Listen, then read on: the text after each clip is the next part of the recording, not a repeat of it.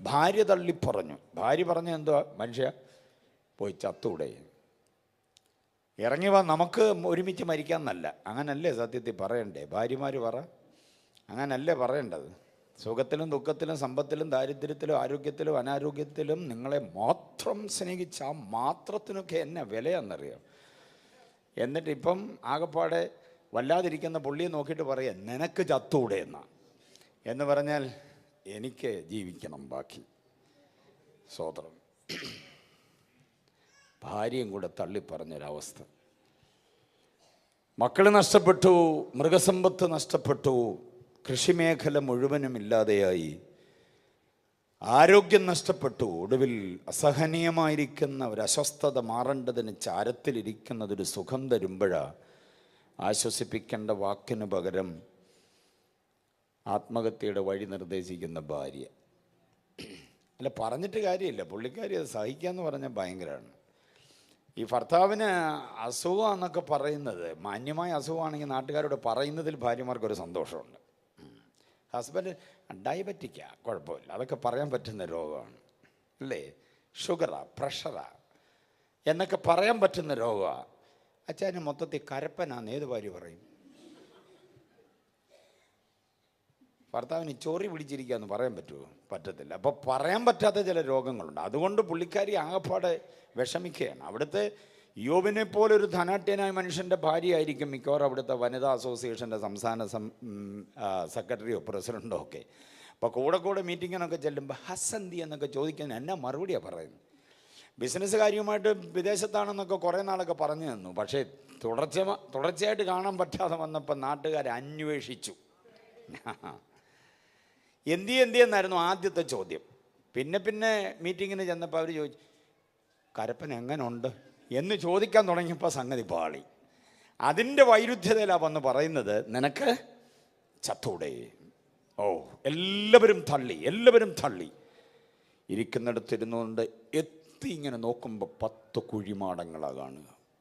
കൊഞ്ചിച്ചും ലാളിച്ചും കൊതി തീരാത്ത ഇളയ കുഞ്ഞടക്കം 10 കുഴിമാടങ്ങൾ ഒരുമിച്ച് കാണുമ്പോൾ പിടയ്ക്കാത്ത ഹൃദയമേതാ, തകർന്നു പോകാത്ത മനോഭാവമേതാ. പക്ഷേ അവിടെ ഇരിക്കുന്നവൻ പറയുന്നൊരു വാചകമുണ്ട്, I know my redeemer liveth. എൻ്റെ വീണ്ടെടുപ്പുകാരൻ ജീവിക്കുന്നു എന്ന് ഞാൻ അറിയുന്നു. ആ അറിവാണ് നമ്മെ നിർത്തുന്നത്.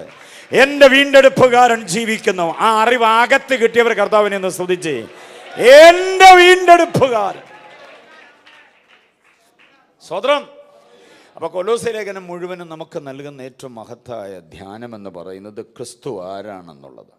നമ്മുടെ വീണ്ടെടുപ്പുകാരൻ, നമ്മുടെ പ്രാണനാഥൻ, നമ്മുടെ ആശ, നമ്മുടെ ആവേശം, നമ്മുടെ പ്രതീക്ഷ, നമ്മുടെ പ്രത്യാശ, നമ്മുടെ എല്ലാം ആയവൻ ആരാണെന്നുള്ള അറിവ് അകത്തേക്കങ്ങ് വ്യാപരിക്കുമ്പോഴാണ് നമ്മുടെ ആത്മീക ജീവിതം ധന്യമായി മാറും. പ്രിയരെ, ഞാനൊരു കാര്യം പറയും.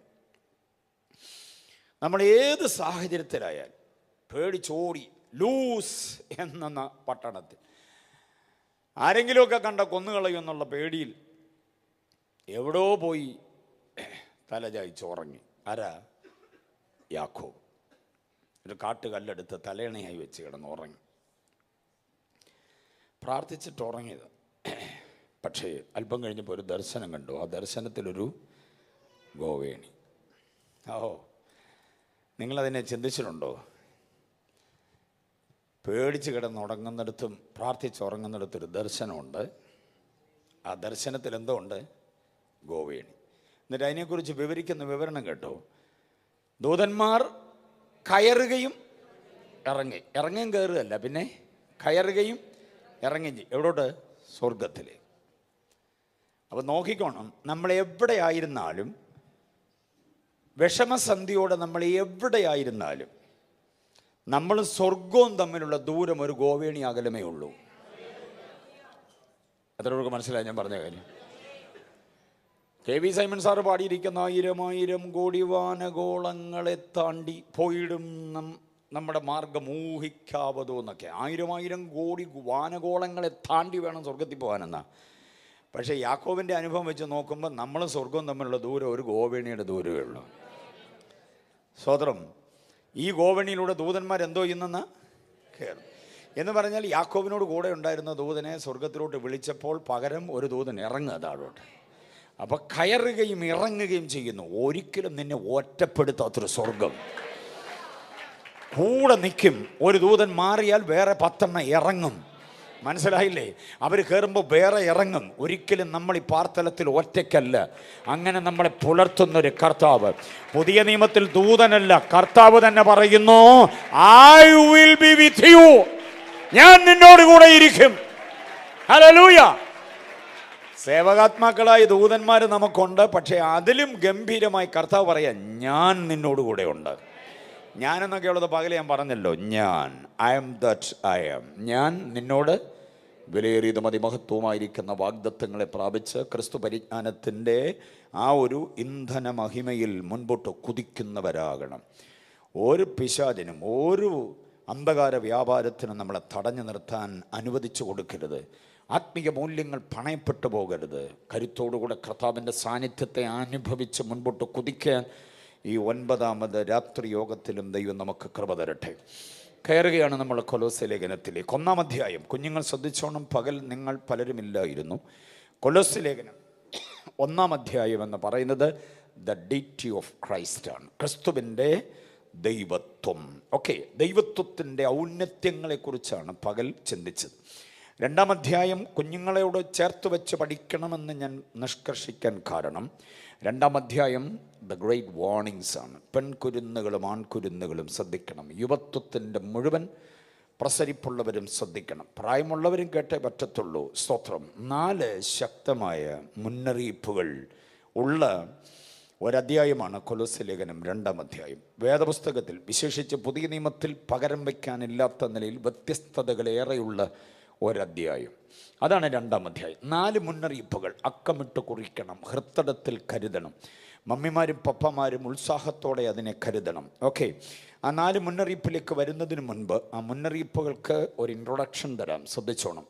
എന്തിനാണ് നമ്മൾ കുഞ്ഞുങ്ങളെ കൂടുതൽ കരുതേണ്ടത്? എന്തിനാണ് നമ്മൾ കുഞ്ഞുങ്ങൾക്ക് കൂടുതൽ ജാഗ്രത ഉള്ളവരാകേണ്ടത്? കുഞ്ഞുങ്ങളെ സംബന്ധിച്ചിടത്തോളം 2 ന്യായങ്ങൾ പറയാം. 1 പഴയ നിയമത്തിൽ നിന്ന്, 2 പുതിയ നിയമത്തിൽ.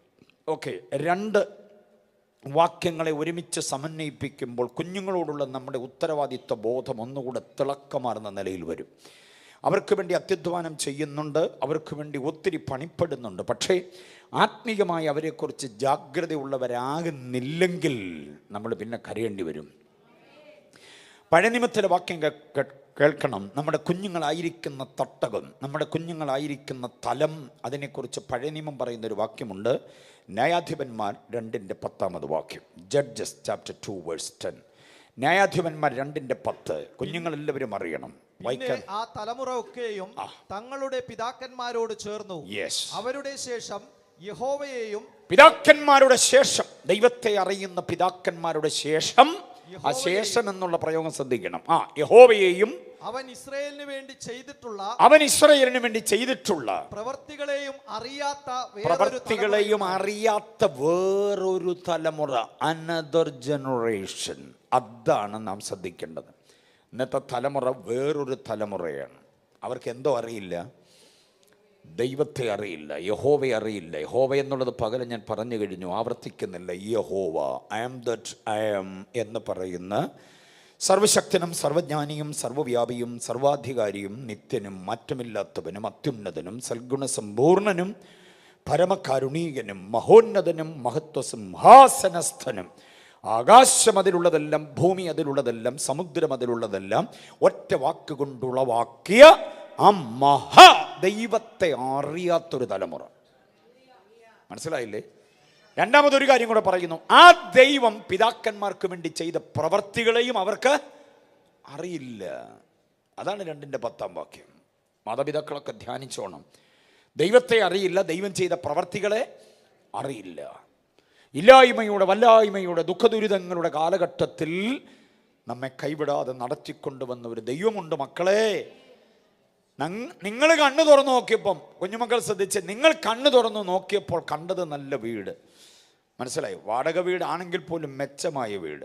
എറണാകുളം സിറ്റിയിലല്ലേ, അപ്പം മാന്യമായി പാർക്കണം. അതിന് വലിയ വാടകയാണെങ്കിൽ കൂടെ നല്ല വീട് നിങ്ങൾ കണ്ടു, വാഹനങ്ങൾ കണ്ടു, നല്ല മുന്തിയ ഇനം വാഹനങ്ങൾ, നല്ല മൊബൈൽ ഫോണുകൾ, മറ്റു തരം നല്ല വസ്ത്രം, അതും ഇതുമെല്ലാം കണ്ടു. പക്ഷേ ഇതൊന്നും ഇല്ലാതിരുന്നൊരു കാലഘട്ടത്തെക്കുറിച്ച് ആ കാലഘട്ടത്തിലും നടത്തിയ ഒരു ദൈവമുണ്ടായിരുന്നു.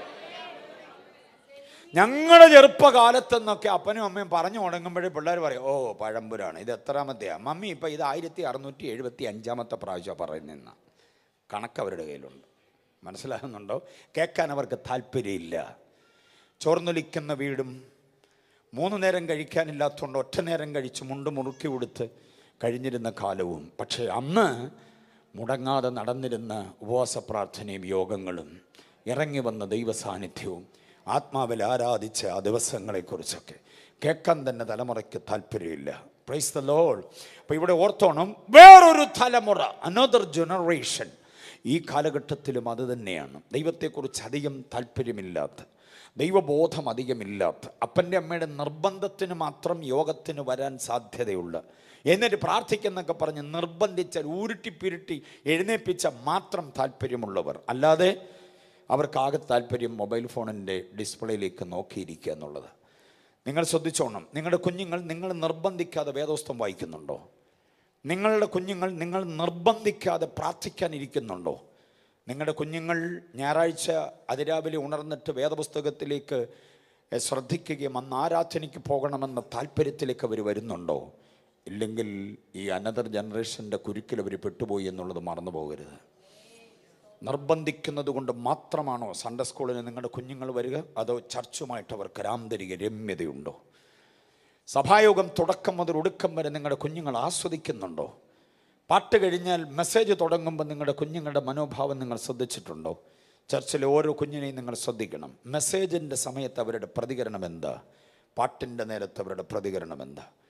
അവസരം ഒത്തുകിട്ടുന്ന നേരത്ത് മൊബൈൽ ഫോണിലേക്ക് അവർ കൂടുതലായി മാറുന്നുണ്ടോ? വേദപുസ്തകത്തിലേക്ക് മാറുന്നുണ്ടോ? പാഠപുസ്തകങ്ങളിൽ അവർ വളരെ ശ്രദ്ധയുള്ളവരാകാം, അതീവ ശ്രദ്ധയും ജാഗ്രതയുമുള്ളവരാകാം. പക്ഷെ വേദപുസ്തകവുമായിട്ട് അവരുടെ ബന്ധം എങ്ങനെയുണ്ട്? ഈ പറഞ്ഞ കാര്യങ്ങളെ ഒരു സർവേ ചെയ്തിട്ട് നിങ്ങൾ തീരുമാനിക്കണം, നിങ്ങളുടെ കുഞ്ഞുങ്ങൾ വേറൊരു തലമുറയാണോ അതോ ആത്മീക തലമുറയാണോ എന്നുള്ളത്. സ്തോത്രം. മാതാപിതാക്കളുടെ ആത്മീയ ഉത്സാഹം അവർ കണ്ടു വളരണം. വീട്ടിലെ പെരുമാറ്റം തലമുറകൾ കണ്ടു വളരണം. സന്ധ്യപ്രാർത്ഥനയ്ക്ക് കൃത്യസമയം മാതാപിതാക്കൾ സൂക്ഷിക്കുന്നത് തലമുറ കണ്ടു വളരണം. സന്ധ്യപ്രാർത്ഥനയ്ക്ക് കൃത്യ സമയമുണ്ടോ? അല്ല, സമയമുണ്ടോ എന്ന് ചോദിക്കുന്നതിന് മുമ്പ് സന്ധ്യപ്രാർത്ഥന ഉണ്ടോ വീട്ടിൽ? ഉണ്ടാകണം. അതിന് കൃത്യസമയമുണ്ടോ? അതോ ടി വിയും കണ്ട് ഒറ്റ ഇരിപ്പിരിക്കുകയാണോ? കോമഡി ഷോയും കണ്ട്? 10 പേര് വീട്ടിലുണ്ടെങ്കിൽ 10 പേരുടെയും കയ്യിൽ 10 മൊബൈൽ ഫോണുണ്ട്. അതും വെച്ചുകൊണ്ട് നോക്കിയിരിക്കുക. പരസ്പരം മിണ്ടുന്നില്ല, മുഖത്തോട് മുഖം നോക്കുന്നില്ല, സംസാരിക്കുന്നില്ല തുറന്ന്. പണ്ടങ്ങനൊന്നും ആയിരുന്നില്ല. വട്ടമിരുന്ന് എല്ലാവരും കൂടെ സംസാരിക്കുകയും നർമ്മം പങ്കിടുകയും ഒക്കെ ചെയ്തിരുന്നു, ഉപദേശങ്ങൾ കൊടുക്കുകയും ചെയ്തിരുന്നു. ഇപ്പം അങ്ങനൊന്നും ഇല്ലാത്ത ഒരു സ്ഥിതിയാണെങ്കിൽ ഓർത്തോണം, വേറൊരു തലമുറയാണ്. എത്ര തിരക്കുണ്ടെങ്കിലും സന്ധ്യപ്രാർത്ഥന കൃത്യസമയത്ത് നടത്തണം. അതുപോലെ പ്രഭാത പ്രാർത്ഥനയുണ്ടോ? നമ്മുടെ കുഞ്ഞുങ്ങൾക്ക് എത്ര പേർക്കറിയാം? ഉഷകാലം നാം എഴുന്നേൽക്കുക, അതിരാവിലെ തിരുസന്നിധി, പരമരാജ ഗുരുവരനെ, മനമേ പക്ഷി ഗണങ്ങൾ ഉണർന്നിത. ഈ പാട്ടൊക്കെ അറിയാമോ? ഇപ്പോഴത്തെ പുതിയ പാട്ടുകൾക്കൊക്കെ അവർക്ക് നന്നായിട്ട് അറിയാം. പക്ഷേ ഈ പഴക്കമുള്ള പ്രഭാത ഗീതങ്ങൾ അറിയാമോ? അറിയാതെ പോയത് നിങ്ങൾ പാടുന്നില്ലാത്തതുകൊണ്ടാണ്. പ്രഭാതത്തിൽ പ്രാർത്ഥനയില്ലെങ്കിൽ ഈ പ്രാവശ്യത്തെ ഉപവാസ ദിനങ്ങൾ കഴിയുമ്പം ഒരു തീരുമാനമെടുക്ക്. 9ാമത് രാത്രിയിൽ തന്നെ തീരുമാനമെടുക്ക്. നാളെ പ്രഭാതം മുതൽ പ്രഭാത പ്രാർത്ഥന ആരംഭിക്കാൻ പോവുകയാണ്. പല മുറികളിലാണ് ഉറങ്ങുന്നത്. പക്ഷേ ഒരുമിച്ച് ഒരിടത്ത് വരണം. 5 മണിക്ക് പറ്റിയാൽ 5, അല്ലെങ്കിൽ 5:30, 6 മുൻപ്. ഓരോരുത്തരുടെയും രാവിലെ ഡ്യൂട്ടി സമയമൊക്കെ ക്രമീകരിച്ച് പ്രഭാതത്തിൽ ഒരുമിച്ച് ഒരു സങ്കീർത്തനം വായിച്ച് ഒരു കുഞ്ഞു പാട്ടുപാടി മക്കളെല്ലാവരെയും അവർ കേൾക്കെ പപ്പയോ മമ്മിയോ ബ്ലസ് ചെയ്ത് പ്രാർത്ഥിച്ചിട്ട് വേണം തിരക്കിലേക്ക് ചുവടുവയ്ക്കാൻ. അവരവർ കിടക്കുന്നിടത്തിരുന്ന് പ്രാർത്ഥിച്ചിട്ട് എഴുന്നേറ്റ് അങ്ങ് പോവുകയാണ് എങ്കിൽ പറ്റില്ലത്. ആദ്യം ഉണർന്നു കഴിഞ്ഞാൽ ആദ്യം തപ്പുന്നത് എന്തുകൊണ്ട്? രാവിലെ ഉണർന്നു കഴിഞ്ഞാൽ ആദ്യം തപ്പുന്നത് മൊബൈൽ ഫോൺ എന്ത് ചെയ്യുന്ന, അത് കട്ടിലെന്നെങ്ങാനും ചാടി താഴെ പോയോ എന്നറിയാൻ ആദ്യം അതിലേക്കാണ്. വേദപുസ്തകം തുറക്കുന്നില്ല, പ്രാർത്ഥനയ്ക്ക് ദൈവത്തോട് സംസാരിക്കുന്നില്ല. ഞാൻ പകല് പറഞ്ഞു, കുഞ്ഞുങ്ങൾ കേൾക്കാൻ ഒന്നുകൂടെ ആവർത്തിക്കുക. പ്രാർത്ഥിക്കുമ്പോൾ നാം ദൈവത്തോട് സംസാരിക്കുന്നു, വേദപുസ്തകം വായിക്കുമ്പോൾ ദൈവം നമ്മോട് സംസാരിക്കുന്നു. ഇത് രാവിലെ ചെയ്തിട്ട് തിരക്കിലേക്ക് പോകാവൂ. ജീവിതത്തെ ആത്മീയമായി സമ്പന്നമാക്കാൻ, ഭൗതിക സമ്പന്നതയല്ല, ആത്മീയ സമ്പന്നതയിലേക്ക് കൊണ്ടുവരുവാൻ ഞാനൊരു കാര്യം പറയാം. വേദപുസ്തകത്തിൻ്റെ ആദ്യ വാചകം എന്തോന്ന് പറ. വേദപുസ്തകത്തിൻ്റെ ആദ്യ വാചകം, കുഞ്ഞുങ്ങൾ പറഞ്ഞേ, കമോൺ.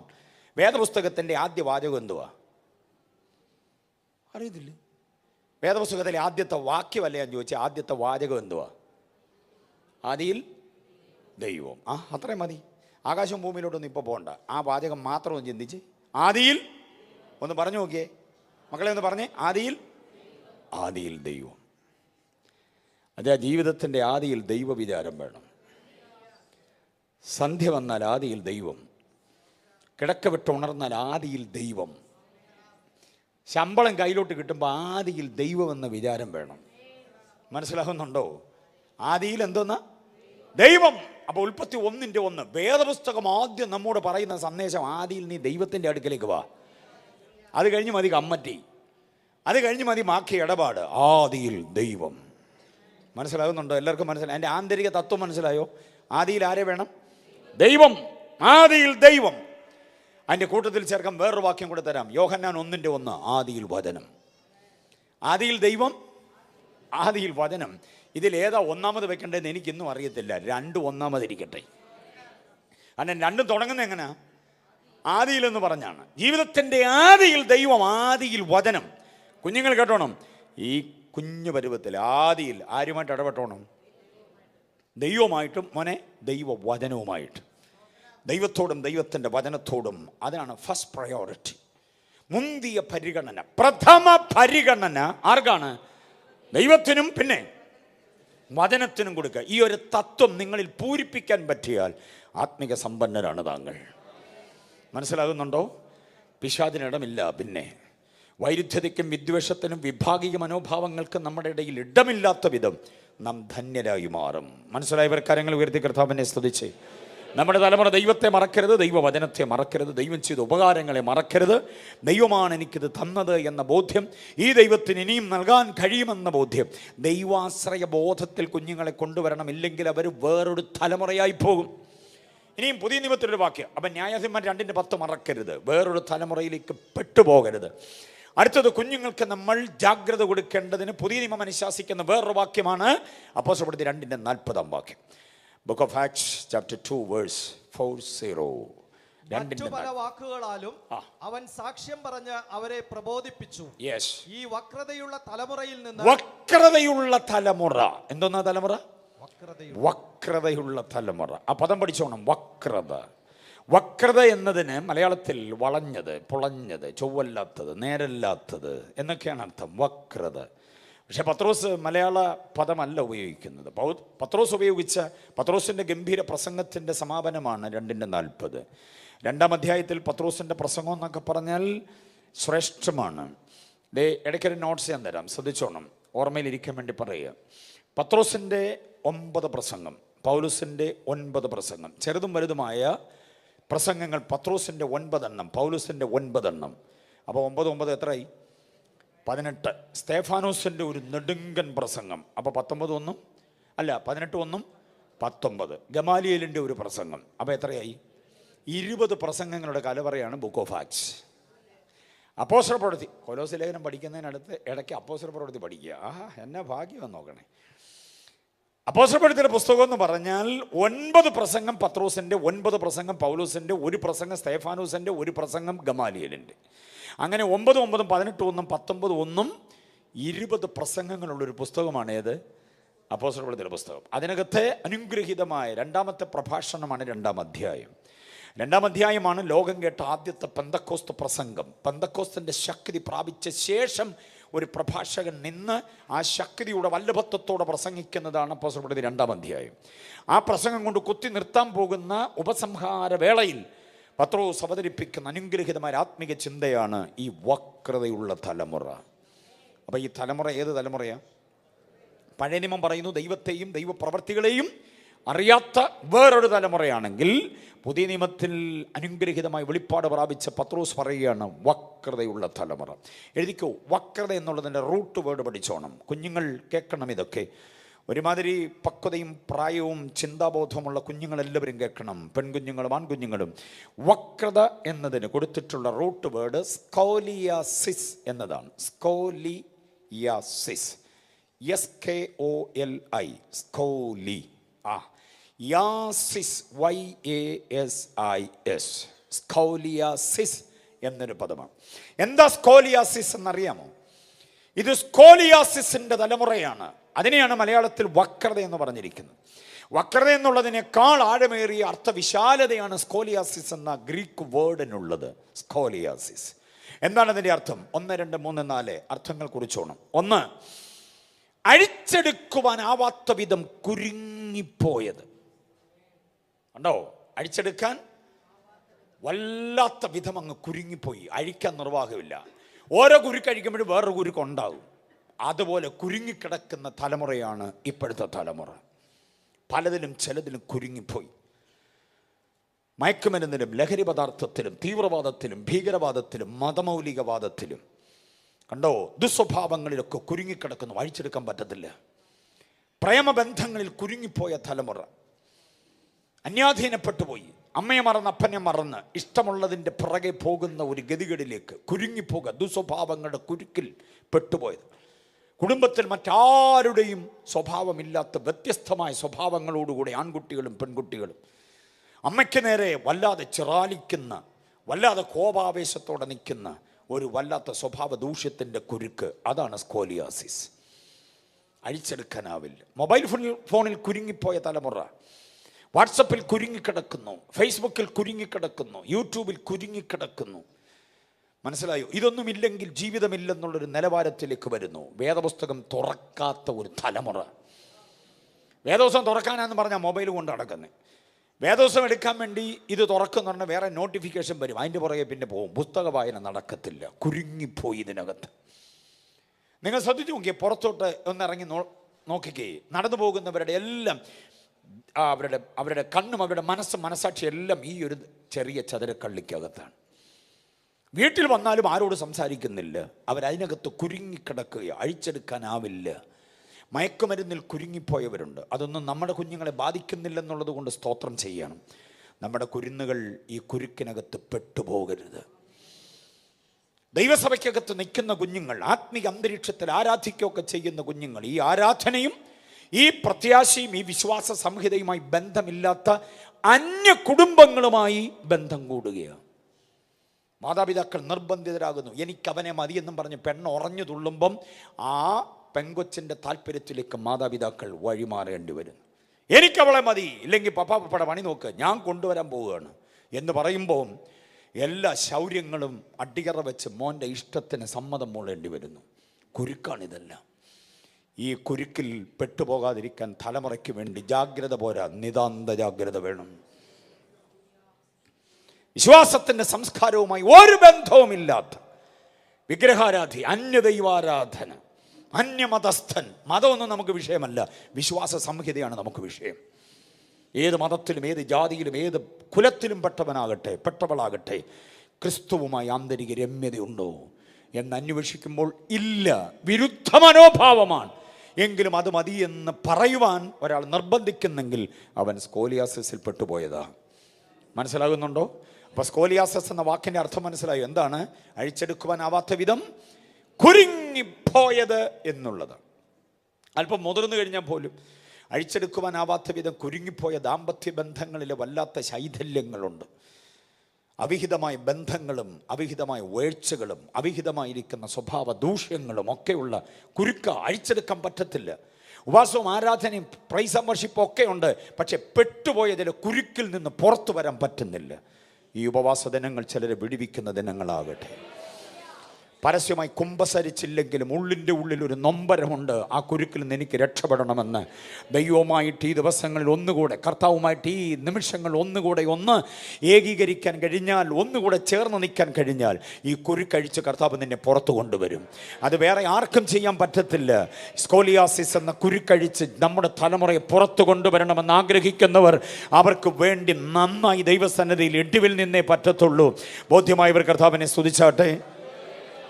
സ്കോലിയാസിസ് എന്ന വാക്കിൻ്റെ രണ്ടാമത്തെ അർത്ഥം കേട്ടോണം. രണ്ടാമത്തെ അർത്ഥം കഴുകിയെടുക്കാനാവാത്ത വിധം അശുദ്ധമായി പോയത്. കഴുകിയെടുക്കുവാനാവാത്ത വിധം അശുദ്ധമായി പോയതിനെയാണ് എന്താ വിളിക്കുക? ചിലതൊക്കെ കഴുകിയെടുത്താൽ നമുക്ക് ഉപയോഗിക്കാം, ചിലത് കഴുകിയെടുത്താൽ പോലും ഉപയോഗിക്കാൻ പറ്റാത്ത വിധം അശുദ്ധമായി പോയി. 400-450 രൂപയൊക്കെ ഓസ്ട്രേലിയൻ ആപ്പിളിന്, 500 ചിലപ്പോൾ 600 വരും കോട്ടയത്ത്. കനേഡിയൻ ആപ്പിൾ എന്നൊക്കെ പറഞ്ഞ് കൊണ്ടുവരും, പ്രത്യേകമായി പാക്കിനകത്ത് കൊണ്ടുവരും. 1 കിലോ ആപ്പിളിന് 450 രൂപ, 500 രൂപ. കവറിനകത്തിട്ട് വാങ്ങിച്ചുകൊണ്ട് വന്നു, വീട്ടിലോട്ട് കൊണ്ടുവന്നു. നമ്മുടെ പെരക്കാത്തോട്ടം കൊണ്ട് കയറിയപ്പം കൂട് പൊട്ടി 2 താഴെ വീണു. എന്തോ ചെയ്യും മക്കളെ? നമ്മുടെ മുറിക്കകത്ത് വീണ ആപ്പിൾ എന്തോ ചെയ്യും? കഴുകിയെടുക്കാൻ കുഴപ്പമില്ല, എടുത്ത് എറിയാനൊന്നും പറ്റത്തില്ല, കാരണം വില ഭയങ്കരമാണ്, അത്രയ്ക്ക് വിലയാണ്. അതുകൊണ്ട് എന്തോ ചെയ്യാം? കഴുകിയെടുക്കാം. ഉരുണ്ട് പോയത് ക്ലോസറ്റിൽ ചെന്ന് വീണു. കഴുകിത്തരാം, വേണോ? ചുമ്മാ അങ്ങനെ പറയാതെ ആൻറ്റി, 450 രൂപയാണ് വില. ഈ ക്ലോസറ്റ് എന്ന് പറഞ്ഞാൽ പഞ്ചായത്തിൻ്റെ ക്ലോസറ്റൊന്നും അല്ല, നമ്മുടെ ക്ലോസറ്റ്. നമ്മൾ മാത്രം ഉപയോഗിക്കുന്ന, കുഴപ്പമുണ്ടോ? വേണോ? എന്നാലും വേണ്ടെന്ന്. എന്താ കാര്യം? 450 അല്ല 1500 രൂപയാണെങ്കിലും ക്ലോസറ്റിൽ പോയത് വേണ്ട. അല്ല, ആദ്യം അതെടുത്ത് വെള്ളത്തിൽ കഴുകിയിട്ട് പിന്നെ സാനിറ്റൈസർ ഇട്ട് കഴുകിയിട്ട് പിന്നെ ചൂടുവെള്ളത്തിൽ കഴുകിയിട്ട് വേണോ? വേണ്ട, അങ്ങനെയും വേണ്ട. എന്തോ ചെയ്താലും അതുപോലെ അഴുക്കായി പോയ ചില വ്യക്തിത്വങ്ങളുണ്ട്. തിരിച്ചു പിടിച്ചുകൊണ്ട് വന്നാലും കൊള്ളാത്ത വിധം അശുദ്ധമായി പോയത്. അതാണ് സ്കോലിയാസിസ്. പത്രോസ് പറയുന്നതാ, കഴുകിയെടുക്കാനാവാത്ത വിധം അശുദ്ധമായി പോയത്. ഇഷ്ടപ്പെട്ടവരുടെ കൂടെ വീട് വിട്ട് ഇറങ്ങിപ്പോയി. കൊടൈക്കനാലിലും ഊട്ടിയിലും നീലഗിരിയിലും മൈസൂറും ബാംഗ്ലൂരും എല്ലാം കറങ്ങിത്തിരിഞ്ഞ് അവസാനം എങ്ങനെയൊക്കെയോ കണ്ടുപിടിച്ച് 2 ആഴ്ച കഴിഞ്ഞപ്പോൾ 1 മാസം കഴിഞ്ഞപ്പോൾ തിരിച്ചു പിടിച്ചുകൊണ്ട് വന്ന് പിന്നെ എല്ലാവരും കൂടി പെട്ടെന്ന് അടിയന്തരമായി ഒരു പരിപാടി. ഇന്നീ മംഗല്യം ശോഭിക്കുവാൻ തിരിച്ചു പിടിച്ചുകൊണ്ട് വന്നിട്ടാ മംഗല്യം. നാശകോശമായി ജീവിതം. എന്നിട്ട് പിന്നെ പെട്ടെന്നൊരു അഡ്ജസ്റ്റ്മെൻറ്റിൽ എന്തോ ചെയ്യാണ്? അവനുമായിട്ടല്ലെന്ന്, അവളുമായിട്ടല്ല, വേറൊരു പയ്യനുമായിട്ട് പെട്ടെന്ന് അഡ്ജസ്റ്റ്മെൻ്റ് ഉണ്ടാക്കി കല്യാണം നടത്തി. തകർന്ന് തരിപ്പണമായി പോയതിന്, അശുദ്ധമായി പോയതിന്. ഇങ്ങനെയൊക്കെയുള്ള നടപടികൾ ആത്മീക തലത്തിലുണ്ട്. ഞാൻ പറയാം, കഴുകിയെടുക്കാനാവാത്ത വിധം അശുദ്ധമായി പോയ ഒരു തലമുറയിലാണ് നമ്മുടെ തലമുറ വളരുന്നത്. കഴുകിയെടുക്കാൻ പറ്റത്തില്ലേ എന്ന് ചോദിച്ചാൽ ഒരു വാക്യം നമുക്ക് തന്നിട്ടുണ്ട്, കൃപയാൽ അവൻ്റെ രക്തം സകല പാപവും പോക്കി നമ്മെ എന്തോ ചെയ്യുന്നു. അപ്പം കഴുകിയെടുക്കാൻ ആവത്തില്ല എന്ന് പറഞ്ഞാലും കുരുക്കഴിക്കാൻ പറ്റത്തില്ലെന്ന് പറഞ്ഞാലും ഇതിനൊക്കെ സാധിക്കുന്ന ഒരുവനേ ഉള്ളൂ, അത് നമ്മുടെ കർത്താവാണ്. അതുകൊണ്ടാണ് ഞാൻ പറഞ്ഞത്, നമ്മുടെ കർത്താവിലേക്ക് നമ്മുടെ തലമുറയെ കൊണ്ടുവരണം. ഇല്ലെങ്കിൽ അവർ വക്രതയിലായി പോകും, നിവർക്കാനാവാത്ത വിധം വളഞ്ഞുപോയത്. അങ്ങനെയും കൂടെ അർത്ഥമുണ്ട് സ്കോലിയാസിന്. അപ്രയോജനമായി പോയത് കണ്ടോ? അങ്ങനെയൊക്കെ ഒത്തിരി അർത്ഥങ്ങളുള്ളൊരു പദമാണ് ഏത്?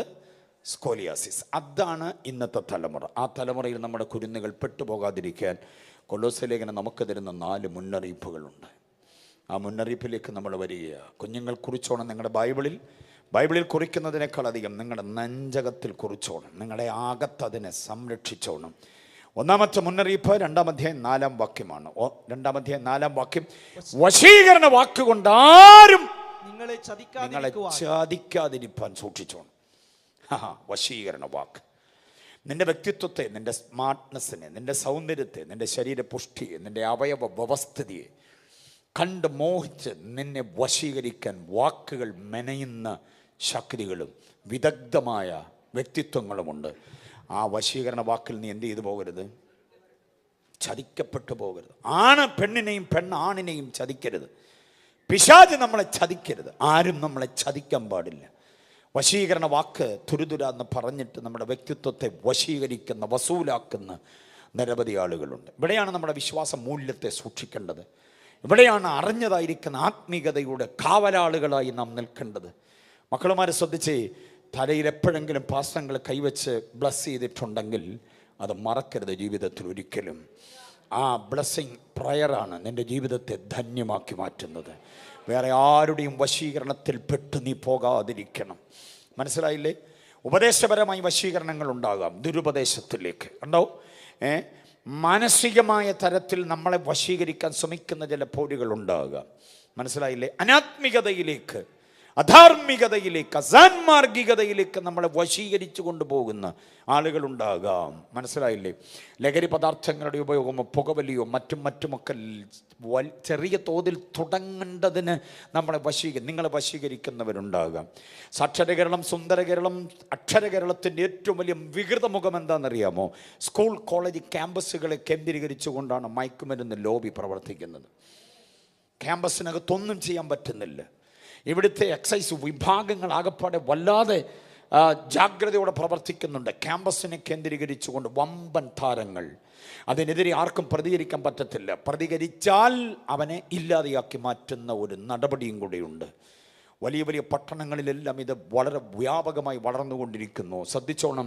അതുകൊണ്ടാണ് പറയുന്നത്, നമ്മുടെ കുഞ്ഞുങ്ങൾക്ക് വേണ്ടി ജാഗ്രതയുള്ളവരാകണം. നമ്മുടെ കുഞ്ഞുങ്ങളെ വശീകരിക്കുന്നു അവരുടെ കൂട്ടുകാരന്മാർ തന്നെ അവരെ ഇതിനു വേണ്ടി നിർബന്ധിക്കുമ്പോൾ ആ തിന്മയുടെ നിയോഗങ്ങളോട് തൻ്റെ ഇടത്തോടെ നോ എന്ന് പറയാൻ നമ്മുടെ കുഞ്ഞുങ്ങൾക്ക് ആർജവത്വം ഉണ്ടാകണം. ആ ഗെറ്റുഗതറിന് ഞാനില്ല, അത് കഴിക്കാൻ ഞാനില്ല, അത് കുടിക്കാൻ ഞാനില്ല, ആ ടൈപ്പ് ഉടുക്കാൻ ഞാനില്ല, ആ വഴിക്ക് വരാൻ ഞാനില്ല, ആ ഗ്രൂപ്പിൽ പെടാൻ ഞാനില്ല എന്ന് പറയാൻ നമ്മുടെ തലമുറയ്ക്ക് ചങ്കൂറ്റമുണ്ടാകണം. അവർ അതിന് കർത്താവിനെ അറിഞ്ഞേ പറ്റുകയുള്ളൂ. ആരെങ്കിലും ഒരാൾ ആ ഗ്യാങ്ങിനോട് എതിർത്ത് നിൽക്കുന്നു എങ്കിൽ, അതിനോട് ചേരാതെ നിൽക്കുന്നുവെങ്കിൽ അവരെ ഇല്ലാതാക്കാനുള്ള സകല പരിശ്രമങ്ങളുമുണ്ട്. പക്ഷേ നമ്മുടെ കുഞ്ഞുങ്ങൾ അഭിഷേകത്തിൽ നിൽക്കുന്നുണ്ടെങ്കിൽ, കൃപയിൽ നിൽക്കുന്നുണ്ടെങ്കിൽ, അവരറിഞ്ഞ ആത്മിക സത്യത്തിൽ നിൽക്കുന്നുണ്ടെങ്കിൽ അവരെ ആർക്കും ഒന്നും ചെയ്യാൻ പറ്റില്ല. വശീകരണ വാക്കുകളെ അതിജീവിക്കാൻ വേണ്ടുന്ന അതിജീവനത്തിൻ കരുത്ത്. ഹല്ലേലൂയ. കുഞ്ഞുങ്ങൾ ശ്രദ്ധിച്ചേ, ദുരാസമഭൂമിയിൽ നിർത്തിയിരിക്കുന്ന മഹാബിംബത്തെ നമസ്കരിക്കാൻ ഞങ്ങൾക്കാവില്ല. എന്നാ തൻ്റെ അടുത്തന്നെ വർത്തമാനമെന്നറിയാം. അത് ആരോടാ പറയുന്നത്? മഹാരാജാവിനോടാ പറയുന്നത്. ആദ്യം രാജാവെ അങ്ങുന്നേന്നൊക്കെ പറഞ്ഞു തുടങ്ങി. അവസാനം ആത്മീയമായിരിക്കുന്നൊരു ശൗര്യമാകത്തോട്ട് ഇവരെ നിർബന്ധിക്കുക. പിന്നെയും വശീകരണ വാക്കുകൊണ്ട് ഇവരെ നിർബന്ധിക്കുക. പൊരിച്ചുകളയും തീക്കകത്തിട്ടെന്നൊക്കെ പറഞ്ഞ് അവരെ പിന്നെയും വശീകരിക്കാൻ ശ്രമിക്കുമ്പോൾ ദുരാസമഭൂമിയിലെ വിഗ്രഹത്തെ നമസ്കരിക്കാൻ അവരെ വല്ലാതെ വശീകരിക്കുമ്പോൾ ആത്മീയ ആവേശം കയറിയ പിള്ളേർ പറയുന്നൊരു വാചകമുണ്ട്, അല്ലയോ നെബൂഖദ്നേസറേ. രാജാവിൻ്റെ പേര് വിളിക്കാന്നൊക്കെ പറഞ്ഞാൽ അതൊരു ഭയങ്കരമാണ്. അതെന്നാ ധൈര്യമാണ് നോക്കി. അല്ലയോ നെബൂഖദ്നേസറേ, നീ നിർത്തിയ വിഗ്രഹത്തെ നമസ്കരിക്കാൻ ഞങ്ങൾക്ക് പറ്റത്തില്ല. ഞങ്ങൾ സേവിച്ച് നിൽക്കുന്ന ദൈവം ഞങ്ങളെ വിടിവിപ്പാൻ പ്രാപ്തനാണ്. അതുകൊണ്ട് അങ്ങക്ക് ചെയ്യാനുള്ളത് എന്തുവെന്ന് വെച്ചാൽ ചെയ്തോ, ഞങ്ങൾ നമസ്കരിക്കത്തില്ല. ഇത് പറയാനുള്ളൊരു തലമുറ ഉണ്ടാക്കിയെടുക്കണം സഭ. ഡെലിവറൻസ് ചർച്ച് എന്ന് പറയുന്നത് ഇത് പറയാനുള്ള ആർജവത്വമുള്ള തലമുറ ഉണ്ടാക്കണം. എന്തെങ്കിലും കാണുകയോ കേൾക്കുകയോ ഭീഷണി കേൾക്കുകയോ ചെയ്താൽ പെട്ടെന്ന് ഭയന്നു പോകുന്നൊരു തലമുറയല്ല, ചെറുത്തു നിൽക്കാൻ കഴിയുന്നൊരു തലമുറ. എതിർത്ത് നിൽക്കണം, ചെറുത്ത് നിൽക്കണം, കരുത്തോടെ അതിജീവനം പ്രാപിച്ച് നിൽക്കാൻ കഴിയുന്നൊരു തലമുറയെ വേണം. എത്ര മമ്മിമാർ ആഗ്രഹിക്കുന്നുണ്ടത്? എത്ര പപ്പമാർ ആഗ്രഹിക്കുന്നുണ്ട്? നിങ്ങളുടെ കുഞ്ഞുങ്ങൾ ചെറുത്തുനിപ്പിൻ്റെ കുഞ്ഞുങ്ങളാകട്ടെ. അങ്ങനെ ഒരു തലമുറയെ രൂപപ്പെടുത്താൻ കഴിയും. നോ എന്ന് പറയാൻ. വിളമ്പി വെച്ചിരിക്കുന്ന ഭക്ഷണ പദാർത്ഥങ്ങളൊക്കെ എന്നാ സ്റ്റൈലും സാധനം എന്നറിയാം. രാജകൊട്ടാരത്തിൻ്റെ അടുക്കള വേവുന്ന സംഭവങ്ങളാണ്. ആഭ്യന്തര സുരക്ഷിതത്വത്തിന് വേണ്ടി കമ്പ്യൂട്ടറൈസർ എന്നൊക്കെ നമുക്ക് വേണേൽ ആധുനിക ഭാഷയിൽ പറയാം. അതുപോലെയുള്ള ഫുഡ് ഇതാ വിളമ്പി വെച്ചിരിക്കുന്നത്. ദാനിയേൽ അടക്കമുള്ളവർ നോക്കിയിട്ട് പറയുന്നു, ഞങ്ങൾക്കിത് കഴിച്ചുകൂടാ. ഞങ്ങൾക്കിത് അതിൻ്റെ കാരണം എന്താ? ഉപവാസമായതുകൊണ്ടാണോ? അല്ലല്ല, ഞങ്ങളുടെ ഉള്ളിലൊരു പ്രമാണമുണ്ട്. ആ പ്രമാണവുമായിട്ട് ഇത് പൊരുത്തപ്പെടുന്നില്ല. പ്രമാണമകത്തുള്ളവനെ എല്ലാം അകത്തോട്ട് വിടാൻ പറ്റത്തില്ല. പ്രമാണമകത്തുള്ളവന് പ്രമാണം അനുസരിച്ച് കഴിക്കാൻ പറ്റത്തുള്ളൂ, കുടിക്കാൻ പറ്റത്തുള്ളൂ. ഞങ്ങൾക്കിത് കഴിച്ചുകൂടാ. എന്ന തീവ്രതയാണെന്ന് നോക്കിക്കേ. 6-ാം അധ്യായത്തിൽ നമ്മൾ വായിക്കുമ്പോൾ ദാനിയേൽ ഒറ്റയ്ക്ക് നിന്നോട് പറയുന്നു, എനിക്ക് രാജാവിനോട് പ്രാർത്ഥിച്ചുകൂടാ. അങ്ങനെ ഒത്തിരി ചിന്തകളുണ്ട്. എനിക്ക് പറ്റില്ലെന്ന് തൻ്റെ ഇടത്തോടെ പറയുന്നത്.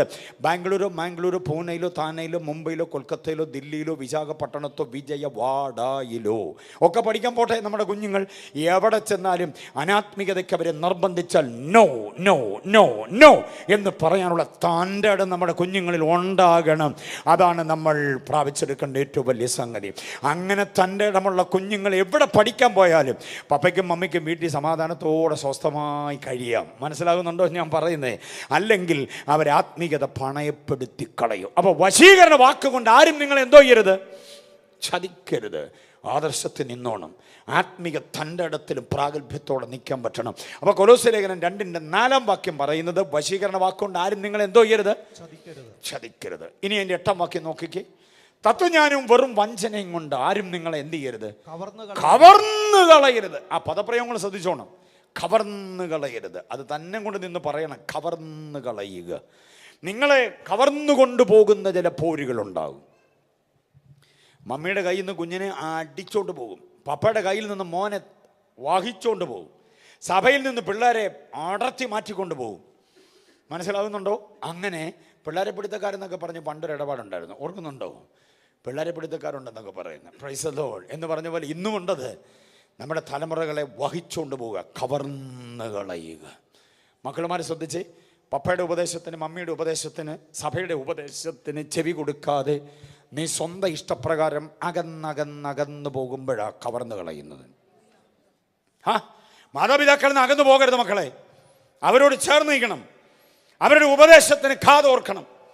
സഭയോട് അകന്നു പോകരുത്, വേദപുസ്തകത്തോട് അകന്നു പോകരുത്, പ്രാർത്ഥനാ മുറിയോട് അകന്നു പോകരുത്. എവിടെയാണോ അകൽച്ച സംഭവിക്കുന്നത് അവിടെയാണ് കവർച്ച നടക്കുന്നത്. വാചകം മനസ്സിലായോ? എവിടെ അകൽച്ച നടക്കുമോ അവിടെ എന്തോ നടക്കും, കവർച്ച നടക്കും. അതുകൊണ്ട് മക്കളുമാർ ശ്രദ്ധിച്ച്, എപ്പോഴും സഭയോട് അടുത്ത് അടുത്ത് അടുത്ത്, പാസ്റ്ററോട് അടുത്ത്, ആത്മീക നേതൃത്വത്തോട് അടുത്ത്, നിങ്ങളുടെ സൺഡേ സ്കൂൾ അധ്യാപകരോട് അടുത്ത്, നിങ്ങളുടെ ആത്മീക നേതൃത്വത്തോട് അടുത്ത് അടുത്ത് അടുത്ത് നിൽക്കണം. നിങ്ങൾ അകന്ന് നിൽക്കുന്നത് കാണാനാണ് സാത്താൻ ആഗ്രഹിക്കുന്നത്. കോഴിയും കുഞ്ഞുങ്ങളോട് നടക്കുന്ന കണ്ടിട്ടുണ്ടോ? എവിടെ? പട്ടണത്തിൽ താമസിക്കുന്നവർക്ക് അതിനുള്ള അവസരമൊന്നുമില്ല. ഫ്ലാറ്റിലൊക്കെ താമസിക്കുന്നവരൊന്നും കാണാൻ പറ്റത്തില്ല. ഞങ്ങളെപ്പോലെ കുഗ്രാമങ്ങളിലൊക്കെ താമസിക്കുന്നവർക്ക് അങ്ങനെ ഒരു കാഴ്ച. മിടുക്കിയായൊരു തള്ള പെടക്കോഴി ഒരു 10-12 കുഞ്ഞുങ്ങളെയും കൊണ്ട് നടക്കുന്നത് കണ്ടിട്ടുണ്ടോ മോനെ? അതിനാ സുഖമുള്ള കാഴ്ചയാണെന്നറിയോ? ചകഞ്ഞ് ചെറിയ ചെറിയ പ്രാണികളെയും ധാന്യമണികളെയൊക്കെ കുഞ്ഞുങ്ങൾക്ക് ഇങ്ങനെ വിതരണം ചെയ്ത് കൊടുക്കുന്ന തള്ളക്കോഴി. അങ്ങനെ ചെയ്യുമ്പോഴും വട്ടത്തിലിങ്ങനെ നോക്കിക്കൊണ്ടേയിരിക്കും കുഞ്ഞുങ്ങളെ അപഹരിക്കാൻ ആരെങ്കിലും ഉണ്ടോ എന്നുള്ളത്. അപ്പോൾ ഈ കുഞ്ഞുങ്ങളും തള്ളയും കൂടി ഇങ്ങനെ നടക്കുമ്പം വാഴക്കൈയുടെ മറവിൽ ഇങ്ങനെ വാഴയുടെ ഇടയ്ക്ക്, ഇലച്ചാർത്തിനിടയ്ക്ക് നേർച്ചയും പ്രാർത്ഥനയായിട്ടിരിക്കുന്ന ഒരു പുള്ളിയുണ്ട്. എറണാകുളംകാരെന്തോ അതിന് പറയുന്നത്? കാക്കയല്ല ഞാൻ ഉദ്ദേശിക്കുന്നത്. കോഴിക്കുഞ്ഞിനെ റാഞ്ചിക്കൊണ്ട് പോകുന്നൊരു സാധനമുണ്ട്. പരുന്ത് അല്ല, അതിനും കില്ലിയാൻ. ഓക്കെ. ഓരോ നാട്ടിലും ഓരോ ഭാഷയായതുകൊണ്ട് ചിലത് ഞങ്ങൾ പറയുന്നത് ചിലടത്ത് പറഞ്ഞാൽ ആകെപ്പാടെ കുഴപ്പമാവും. അതുകൊണ്ട് ഈ പുള്ളെന്നൊക്കെ പറഞ്ഞാൽ കുഴപ്പമുണ്ടോ? ഇല്ല, വലിയ കുഴപ്പമില്ലെന്ന് തോന്നുന്നു. ഓക്കെ. ഞാൻ ഒരിടത്ത് ചെന്ന് പുള്ളെന്ന് പറഞ്ഞു. അവർ തലയും കുനിച്ച് പിടിച്ച് ഒറ്റ ഇരിപ്പിരുന്നു 10 മിനിറ്റ്. തല പൊക്കിയില്ല. അവിടെ വേറെ ഏതാണ്ടാന്ന് പുള്ളെന്നൊക്കെ പറയുന്നത്. സ്വസ്ത്രം. അതുകൊണ്ടാണ് ഞാൻ അങ്ങനെ ജാമ്യം എടുത്ത് സംസാരിച്ചത്. ഓക്കെ. അപ്പോൾ സംഭവം എന്തായാലും മനസ്സിലായല്ലോ. ഇത്രയും വൈദഗ്ധ്യമുള്ളൊരു ഒരു പറവ വേറെയില്ല. ഈ കുഞ്ഞു തള്ളയുടെ അരികിൽ നിന്ന് ഇങ്ങനെ അടുത്തടുത്ത് അകന്നകന്നകന്നകന്ന് പോകുമ്പോൾ തള്ള അതിൻ്റെ ഭാഷയിൽ no come back don't go, come back please എന്ന് തള്ള പറഞ്ഞുകൊണ്ടിരിക്കും. ഇതൊന്നും കേൾക്കാതെ ചില കൂസൃതി കുഞ്ഞുങ്ങളുണ്ട്, അനുസരണം കെട്ടത്. തള്ള പറയുന്ന ശബ്ദത്തിന് ചെവി കൊടുക്കാതെ എനിക്ക് സ്വന്തമായിട്ട് ചെകയാൻ അറിയാമെന്നും പറഞ്ഞ് മുമ്പോട്ട് പോകും. അപ്പോൾ മറ്റേ പുള്ളി പ്രാർത്ഥിച്ചുകൊണ്ടിരിക്കുക, അനുസരണം കെട്ടത് തള്ളയുടെ അടുത്തോട്ട് പോകല്ലേ എന്ന് പ്രാർത്ഥിച്ചുകൊണ്ടിരിക്കുക. അത് ഉദ്ദേശിക്കുന്ന ഒരു ദൂര പരിധിയിലേക്ക് കുഞ്ഞു വന്നാലുണ്ടല്ലോ, ഇത് അവിടുന്ന് ഒരൊറ്റ ലാൻഡിങ് ആണ് കുഞ്ഞിൻ്റെ മേളിലോട്ട്. ലാൻഡിങ് പ്ലസ് ടേക്ക് ഓഫ് ഒറ്റ നിമിഷം കൊണ്ട് നടക്കും. നാസ പോലും അങ്ങനെ ഫ്ലൈറ്റ് കണ്ടുപിടിച്ചിട്ടില്ല, അറിയാമോ? ഏത് ഫ്ലൈറ്റും താഴെ വന്നു കഴിഞ്ഞ് റൺവേയിലൂടെ ഒന്ന് ഓടിയിട്ട് വേണം എന്തോ ചെയ്യാൻ, ടേക്ക് ഓഫ് ചെയ്യാൻ. പക്ഷേ ഇത് ലാൻഡിങ് പ്ലസ് ടേക്ക് ഓഫ് ഒരേപോലെ നടക്കും. അങ്ങനെ ടേക്ക് ഓഫ് ചെയ്യുമ്പോൾ ഈ കുഞ്ഞ് എവിടെ കിടക്കും? അതിൻ്റെ കാലെ കൊരുത്ത് കിടക്കും. അതാണ് കവർന്ന് കളയുക. അതാണ് ഞാൻ ആദ്യം പറഞ്ഞ വാചകം. അകൽച്ച എവിടെയുണ്ടോ അവിടെയാണ് കവർച്ചയുള്ളത്. അകന്നു പോകരുത് നമ്മുടെ കുഞ്ഞുങ്ങൾ നമ്മുടെ അരിയിൽ നിന്ന്. മമ്മിയുടെ പ്രാർത്ഥനാ ജീവിതത്തിൽ നിന്ന്, പപ്പയുടെ ആത്മിക സംസ്കാരത്തിൽ നിന്ന് കുഞ്ഞുങ്ങൾ അകന്നു പോകരുത്. അവരെ ചേർത്ത് നിർത്തത്തക്ക നിലയിലുള്ളൊരു ഉത്തരവാദിത്വ ബോധം നിങ്ങൾക്കുണ്ടാകണം. അകന്നുപോയ ചില പിതാക്കന്മാരും മക്കളെയും കുറിച്ച് കേൾക്കണോ? ഏലിയുടെ മക്കൾ പൗരോഹിത്യ ശുശ്രൂഷയിൽ നിന്ന് എന്ത് ചെയ്തു പോയി? അകന്നുപോയി. അതിന് പകരമായിട്ട് ഹന്ന പ്രാർത്ഥിച്ചു വാങ്ങിച്ചതാണ് ശമൂവേലിനെ. 90-ലധികം വർഷങ്ങൾ വളരെ വിദഗ്ധമായി പ്രവാചകനായി, ന്യായാധിപനായി, പുരോഹിതനായി നിന്നു ഏലി. പക്ഷേ ശമൂവേൽ ആ ശമൂവേലിന് തൻ്റെ മക്കളെ നേടാൻ പറ്റിയില്ല. ഏലിക്ക് മക്കളെ നേടാൻ പറ്റിയില്ല, ശമൂവേലിനും എന്ത് ചെയ്യാൻ പറ്റിയില്ല? മക്കളെ നേടാൻ പറ്റിയില്ല. ശമൂവേൽ കേട്ട ഒരു ഗതികേടിൻ്റെ വാചകമുണ്ട്. ഒരു ഉപദേശിമാരും അത് കേൾക്കാതിരിക്കട്ടെ, ഒറ്റ പിതാക്കന്മാരും അത് കേൾക്കരുത്. നിന്റെ മക്കൾ നിന്റെ വഴിയിലല്ല. ഞാൻ ഓർക്കുമ്പോഴൊക്കെ പേടിക്കുന്നൊരു ബാധകമാണ്. നിന്റെ മക്കൾ നിന്റെ വഴിയിലല്ല. കേൾക്കരുത് ഒരിക്കലും. 2 ആൺമക്കളെ ദൈവം തന്നെ. എൻ്റെ പപ്പയ്ക്ക് ഞാൻ ഒരൊറ്റ മകനേ ഉണ്ടായിരുന്നുള്ളൂ. കർത്താവിൻ്റെ വേലയ്ക്ക് വേണ്ടി എന്നെ പറഞ്ഞയച്ചു. സന്തോഷമായിരുന്നു ആ തെരഞ്ഞെടുപ്പും ആ നിയമനവും. ഞാൻ കണ്ട ഏറ്റവും നല്ല റോൾ മോഡൽ ശുശ്രൂഷകൻ എൻ്റെ പപ്പ തന്നെ. ഞാൻ മാതൃകയാക്കാൻ ശ്രമിക്കുന്ന ഏറ്റവും നല്ല പ്രസംഗകൻ എൻ്റെ പപ്പയാണ്. പെന്തക്കോസ്തിൻ്റെ തനത് ജീവിത സംസ്കാര മൂല്യങ്ങളെ ഞങ്ങളുടെ മുമ്പിൽ തെളിയിച്ച ഒരു ബഹുമാന്യ പിതാവ്. 85 വയസ്സിൽ കയറിപ്പോയി വിശ്രമതീരത്തേക്ക്. എനിക്ക് കർത്താവ് 2 ആൺമക്കളെ തന്നത്. മൂത്ത മോൻ ഡിഗ്രി പാസ്സായി വന്നു കഴിഞ്ഞപ്പോൾ ഞാൻ ചോദിച്ചു, what is your next plan? എന്താ അടുത്ത പരിപാടി? കോട്ടയം ബെസേലിസ് കോളേജിൽ ഡിഗ്രി കംപ്ലീറ്റ് ചെയ്ത് കഴിഞ്ഞു എൻ്റെ അരികിൽ വന്നു. റിസൾട്ടുമായി വന്നപ്പോൾ ഞാൻ ചോദിച്ചു, എന്താ അടുത്ത പരിപാടി? എന്നോട് ചേർന്നെന്ന് പറഞ്ഞത് എൻ്റെ റോൾ മോഡൽ പപ്പയാണ്. പപ്പയെപ്പോലെ എനിക്കൊരു ശുശ്രൂഷകനായാൽ മതി, ഒരു സുവിശേഷ പ്രസംഗകനായാൽ മതി. Price the Lord. വളരെ സന്തോഷം തോന്നിയ, ഒത്തിരി പുണ്യമായി തോന്നിയ ഒരു നേരമായിരുന്നു അത്. ചേർത്ത് നിർത്തി ബ്ലസ് ചെയ്തു. അടുത്ത ഒരാഴ്ച കഴിഞ്ഞപ്പോഴേക്ക് നല്ലൊരു ബൈബിൾ സ്കൂളിൽ അദ്ദേഹത്തിന് അഡ്മിഷൻ തരപ്പെടുത്തി കൊടുത്തു. BD കോഴ്സ് പൂർത്തീകരിച്ചു. അടുത്തത് MDHന് പോകാനിരിക്കുന്നു. നല്ലൊരു പ്രഭാഷകനാണ്. എൻ്റെ മോനെ നിങ്ങൾക്ക് പരിചയമുണ്ടാകും ഒരുപക്ഷെ. പവർ വിഷനിൽ സ്ഥിരം ഗായകനാണ്. ടോം സി എബ്രഹാം എൻ്റെ മൂത്ത മകനാണ്. ഇളയ മോനും എന്നോടൊപ്പം ശുശ്രൂഷയിൽ അസിസ്റ്റ് ചെയ്യുന്നു. ഞങ്ങളുടെ ചർച്ചിൽ ഞാൻ ഇല്ലാത്തപ്പോഴൊക്കെ മീറ്റിങ്ങും കാര്യങ്ങളൊക്കെ എൻ്റെ കുഞ്ഞ് ചെയ്യാറുണ്ട്. 2 പേരും വേദിയിൽ എന്നോടൊപ്പമുണ്ട്. ഞാൻ പറഞ്ഞു വന്നത്, ഇതിൽ കൂടിയ വലിയ കാര്യമൊന്നും ഭൂമി നേടണമെന്ന് എനിക്കില്ല. എബി എബ്രഹാം എന്ന പേര് കൃപയാൽ 10 പേർക്കറിയാം. എബി എബ്രഹാമിൻ്റെ കുഞ്ഞുങ്ങൾ എവിടെയെന്നൊരു ചോദ്യത്തിന് എനിക്ക് തലച്ചൊറിഞ്ഞുകൊണ്ട് നിൽക്കേണ്ടി വരികയില്ല. കർത്താവ് അവരെ എന്നോടൊപ്പം കൊണ്ടുവന്നിട്ടുണ്ട്. അതുകൊണ്ടാണ് ഞാൻ അഭിമാനത്തോടെ പറയുന്നത്. നമ്മുടെ കുഞ്ഞുങ്ങളെല്ലാവരും ഉപദേശിമാരാകണമെന്നൊന്നും ഞാൻ പറയുന്നില്ല. നമ്മുടെ പെൺകുഞ്ഞുങ്ങളെല്ലാവരും ഉപദേശിമാരെ വിവാഹം കഴിക്കണമെന്നും പറയുന്നില്ല. അവരെല്ലാം IASകാരോ IPSകാരോ വമ്പൻ ബിസിനസ് താരങ്ങളോ ആകട്ടെ, ഡോക്ടേഴ്സ് ആകട്ടെ, നല്ല എൻജിനീയേഴ്സ് ആകട്ടെ, നല്ല ബിൽഡിംഗ് കൺസ്ട്രക്ഷൻ ചെയ്യുന്നവരാകട്ടെ, വലിയ ബിസിനസ് താരങ്ങളാകട്ടെ, പക്ഷേ അഭിഷേകത്തിൽ നിൽക്കണം. ദൈവവചനത്തിൻ്റെ സനാതന ധർമ്മ സത്യങ്ങളിൽ ഉറപ്പുള്ളവരായി വേരുള്ളവരായി നിൽക്കാൻ പറ്റണം. റിയാലും ദീർഘവും ദരംസും ഡോളറും യൂറോയും പൗണ്ടും ഒക്കെ കയ്യിൽ കിട്ടുമ്പോൾ സത്യദൈവത്തെ മറന്നിട്ട് തിന്മയുടെ നിയോഗങ്ങൾക്ക് ഉൾപ്പെട്ടു പോകുന്നവരും ആരെങ്കിലും അവരെ കവർന്നു കളയുന്ന അനുഭവത്തിലേക്ക് പോകരുത്. കൃപയിൽ തന്നെ നിൽക്കാൻ കഴിയണം. ഏത് കവർച്ച ശക്തിയും തകർത്തുകൊണ്ട് അഭിമാനത്തോടെ കൃപയിൽ നിൽക്കുന്നവരും ഉപദേശത്തിൻ്റെ തനിമയിൽ നിൽക്കുന്നവരുമാകണം നമ്മുടെ തലമുറ എന്നാഗ്രഹിക്കുന്നവരെ കരമടിച്ച് ദൈവത്തെ ഒന്ന് സ്തുതിച്ചാട്ട്. നമ്മുടെ കുഞ്ഞുങ്ങളെ കവർന്നു കളയാൻ ശ്രമിക്കുന്ന ദുഷ്ട വ്യാപാരങ്ങൾ, അന്ധകാരത്തിന്റെ ഭാരികൾ യേശുവിന്റെ നാമത്തിലകന്നു മാറട്ടെ. Glory, hallelujah. നൂതനമായ ഉപദേശങ്ങളിലേക്ക് കുഞ്ഞുങ്ങളെ വഹിച്ചു കൊണ്ടുപോകുന്നവരും കവർന്നു കളയുന്നവരുമുണ്ട്.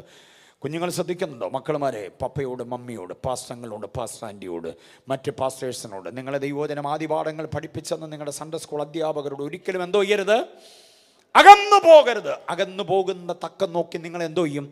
കവർന്നു കളയും. അത് വരാൻ പാടില്ല. മുൻപോട്ട് പോകാൻ നമുക്ക് വേഗം. അടുത്ത 3ാമത്തെ മുന്നറിയിപ്പ് ഇവിടെ 16ാമത് വാക്യം. 3ാമത്തെ മുന്നറിയിപ്പ് 16ാം വാക്യം. ഭക്ഷണപാനങ്ങൾ സംബന്ധിച്ചോ പെരുന്നാൾ, വാവ്, ശബത്ത് എന്നീ കാര്യങ്ങളിലോ ആരും നിങ്ങളുടെ വിരുത് തെറ്റിക്കരുത്. ആണോ? ആരും നിങ്ങളെ വിധിക്കരുത്. അതാണ് വിധിക്കരുത് എന്നുള്ളതാണ് 3ാമത്തെ മുന്നറിയിപ്പ്. 1ാമത്തെ മുന്നറിയിപ്പ് ഏതായിരുന്നു? 2, 3 ഒക്കെ പറഞ്ഞപ്പോൾ ആദ്യത്തെ പോയോ? ചതിക്കപ്പെടരുത്. 2ാമത്തെ മുന്നറിയിപ്പ് ഏതാ? കവർന്നു കളയരുത്. 3ാമത്തെ മുന്നറിയിപ്പ് ഏതാ? മോനെ, വിധിക്കരുത്. നീ ഡെലിവറൻസ് ചർച്ചിലെയാണ് നമ്മുടെ കുഞ്ഞുങ്ങൾ എന്നുള്ളത് എല്ലാവർക്കും അറിയാം. അതുകൊണ്ട് അവരുടെ ഉടയും നടയും ഭാഷയും ഭാവവും എല്ലാം ഡെലിവറൻസ് ചർച്ചിൻ്റെ സംസ്കാരം അനുസരിച്ചായിരിക്കണം.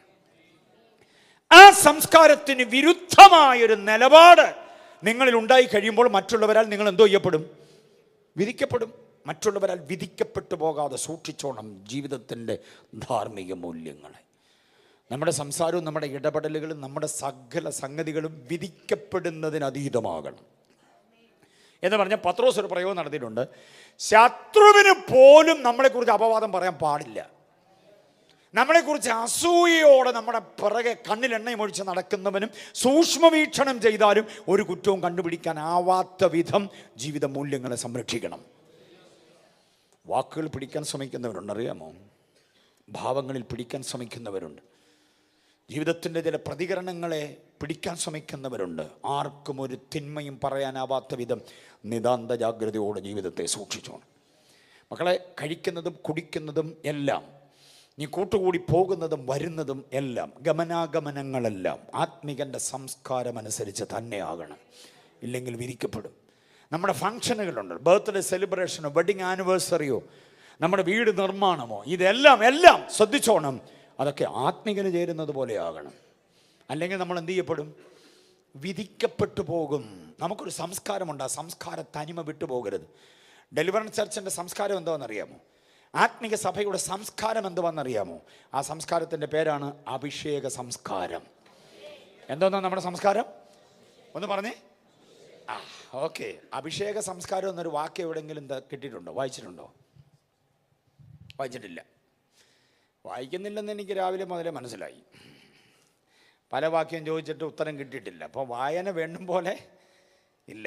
അഭിഷേക സംസ്കാരം എന്നൊരു ഒറ്റ വാക്യമേ ഉള്ളൂ മലയാള വേദപുസ്തകത്തിൽ. ശവസംസ്കാരമല്ല. പിന്നെ അവൻ യഹോവയുടെ വിശുദ്ധ മന്ദിരം വിട്ട് പുറത്തു പോകരുത്, യഹോവയുടെ വിശുദ്ധ മന്ദിരം അശുദ്ധമാക്കരുത്. യഹോവയുടെ വിശുദ്ധ തൈലമായ അഭിഷേകത്തിൻ്റെ സംസ്കാരം അവൻ്റെ മേൽ ഇരിക്കുന്നുവല്ലോ. ദൈവസഭ വിട്ട് പുറത്തു പോകരുത്. എവിടെ പോയാലും സഭയുടെ സംസ്കാരത്തിൽ നിന്നോണം, സഭയുടെ റേഞ്ചിനകത്ത് നിന്നോണം. യഹോവയുടെ വിശുദ്ധ മന്ദിരം എന്ന് പറഞ്ഞാൽ നീ നിൽക്കുന്ന ഈ പ്രസ്ഥാനത്തെ അശുദ്ധമാക്കരുത്. സഭയ്ക്കകത്ത് നിൽക്കും ഒരുത്തൻ പിഴച്ചു പോയാൽ ആ പിഴച്ചതിൻ്റെ അവസ്ഥ, അതിൻ്റെ ദോഷം സഭയെ ബാധിക്കുക. അതുകൊണ്ട് യഹോവയുടെ വിശുദ്ധ മന്ദിരം എന്ത് ചെയ്യരുത്? അശുദ്ധമാക്കരുത്. യഹോവയുടെ വിശുദ്ധ മന്ദിരത്തെ അശുദ്ധമാക്കരുത്. യഹോവയുടെ വിശുദ്ധ മന്ദിരം വിട്ട് പുറത്തു പോകരുത്. അങ്ങനെ രണ്ട് അടിസ്ഥാന പ്രമാണങ്ങൾ പറഞ്ഞിട്ട് പറയുക. അതിൻ്റെ ന്യായമായ കാരണം യഹോവയുടെ വിശുദ്ധ തൈലമായ അഭിഷേക സംസ്കാരം നിൻ്റെ മേലുണ്ടെന്നാണ്. മലയാള ബൈബിളിലാണ് അഭിഷേക സംസ്കാരം. പക്ഷേ ആ വാക്യത്തെ ഇംഗ്ലീഷിൽ എഴുതിയിരിക്കുന്നത്, കുഞ്ഞുങ്ങൾ പലരും ഇംഗ്ലീഷ് ബൈബിളാണ് നോക്കുന്നത്, അതിനകത്ത് കിങ് ജെയിംസ് വേഴ്സൺ അടക്കമുള്ളത് നോക്കിക്കോണം. അഭിഷേകത്തിൻ്റെ കിരീടമെന്നാണ് പറയുക. അഭിഷേകത്തിൻ്റെ the crown of anointment, crown of an anointment, അതാണ് അഭിഷേക കിരീടം. അങ്ങനെ വാക്യം കണ്ടിട്ടുണ്ടോ? ഇല്ല, കണ്ടിട്ടില്ല. എന്തൊരു മൗനമാണ് നോക്കി. വാക്യം ചോദിക്കുമ്പോൾ സഭയ്ക്ക് എന്നാ അച്ചടക്കമാണെന്നറിയാം. എന്തൊരു മൗനം. അഭിഷേക സംസ്കാരം. അത് പഴയ നിയമത്തിലൊരു വാക്യമാണ്. പഴയ നിയമത്തിലെ വാക്യം എന്ന് പറഞ്ഞാൽ, ഞാൻ വാക്യം പറയാം, അതിൻ്റെ ഭാഷ കേട്ടിട്ടെങ്കിലും പറയാം ഏത് പുസ്തകത്തിലാന്ന്. ഏത് പുസ്തകത്തിലാണെന്നെങ്കിലും പറഞ്ഞാൽ ഒരു അരമാർക്ക് തരാം. ഒരു മാർക്ക് തരത്തില്ല, അരമാർക്ക് തരാം. ഭാഷ ഞാൻ പറഞ്ഞ ആ വാക്യം കേട്ടോ. അവൻ യഹോവയുടെ വിശുദ്ധ മന്ദിരം വിട്ട് പുറത്തു പോകരുത്, യഹോവയുടെ വിശുദ്ധ മന്ദിരം അശുദ്ധമാക്കരുത്. യഹോവയുടെ വിശുദ്ധ തൈലമായ അഭിഷേക സംസ്കാരം. തൈലവും ലേപനവും ഒക്കെ പറഞ്ഞിരിക്കുന്നത് ഏത് പുസ്തകത്തിലാണ്? ഏത് പുസ്തകത്തിലായിരിക്കും? തൈലം, ലേപനം, ആലേപനം, നീരാജനം, ഇതൊക്കെ പറഞ്ഞിരിക്കുന്നത് ഏത് പുസ്തകമാണ്? ലേവ്യ പുസ്തകമാണ്. അത്രയും പറഞ്ഞല്ലോ, സ്വോത്രം. ലേവ്യ പുസ്തകം 21-ാം അധ്യായം അതിൻ്റെ 12-ാം വാക്യം. ലേവ്യ പുസ്തകം 21-ന്റെ 12-ാമത് വാക്യമാണ് അഭിഷേക സംസ്കാരം എന്നുള്ളത്. ഒന്ന് ഡിസ്പ്ലേ ചെയ്തേരെ ആ വാക്യം. വിശ്വാസം വിശുദ്ധ മന്ദിരം വിട്ട് അവൻ പുറത്തിറങ്ങുകയും തന്റെ ദൈവത്തിന്റെ വിശുദ്ധ മന്ദിരം അശുദ്ധമാക്കുകയും അരുത്. അവന്റെ ദൈവത്തിന്റെ അഭിഷേക തൈലമായ സംസ്കാരം അവന്റെ മേലിരിക്കുന്നു. താങ്ക് യു സാറേ. ആ വാക്യത്തെ നിങ്ങൾ ശ്രദ്ധിച്ചേ. വിശുദ്ധ മന്ദിരം വിട്ടവൻ പുറത്തിറങ്ങരുത്, തൻ്റെ ദൈവത്തിൻ്റെ വിശുദ്ധ മന്ദിരം അശുദ്ധമാക്കരുത്. രണ്ട് പ്രധാന ചിന്തകൾ അതിനകത്ത്. ഒന്ന്, നീ അംഗമായിരിക്കുന്ന ദൈവസഭ നീ നിമിത്തം അശുദ്ധമാകരുത്. രണ്ടാമത്, വീണ്ടും വിശുദ്ധ മന്ദിരം എന്ന് പറയുന്നു, ദൈവത്തിൻ്റെ വിശുദ്ധ മന്ദിരം. ദൈവത്തിൻ്റെ വിശുദ്ധ മന്ദിരം, know you not that you are the temple of God. നിങ്ങൾ ദൈവത്തിൻ്റെ അപ്പോൾ അതിനെ അശുദ്ധമാക്കരുത്. ചുരുക്കി പറഞ്ഞാൽ, ശ്രദ്ധിച്ച് കേട്ടെ മക്കളുമാരെല്ലാം ശ്രദ്ധിച്ചോണം.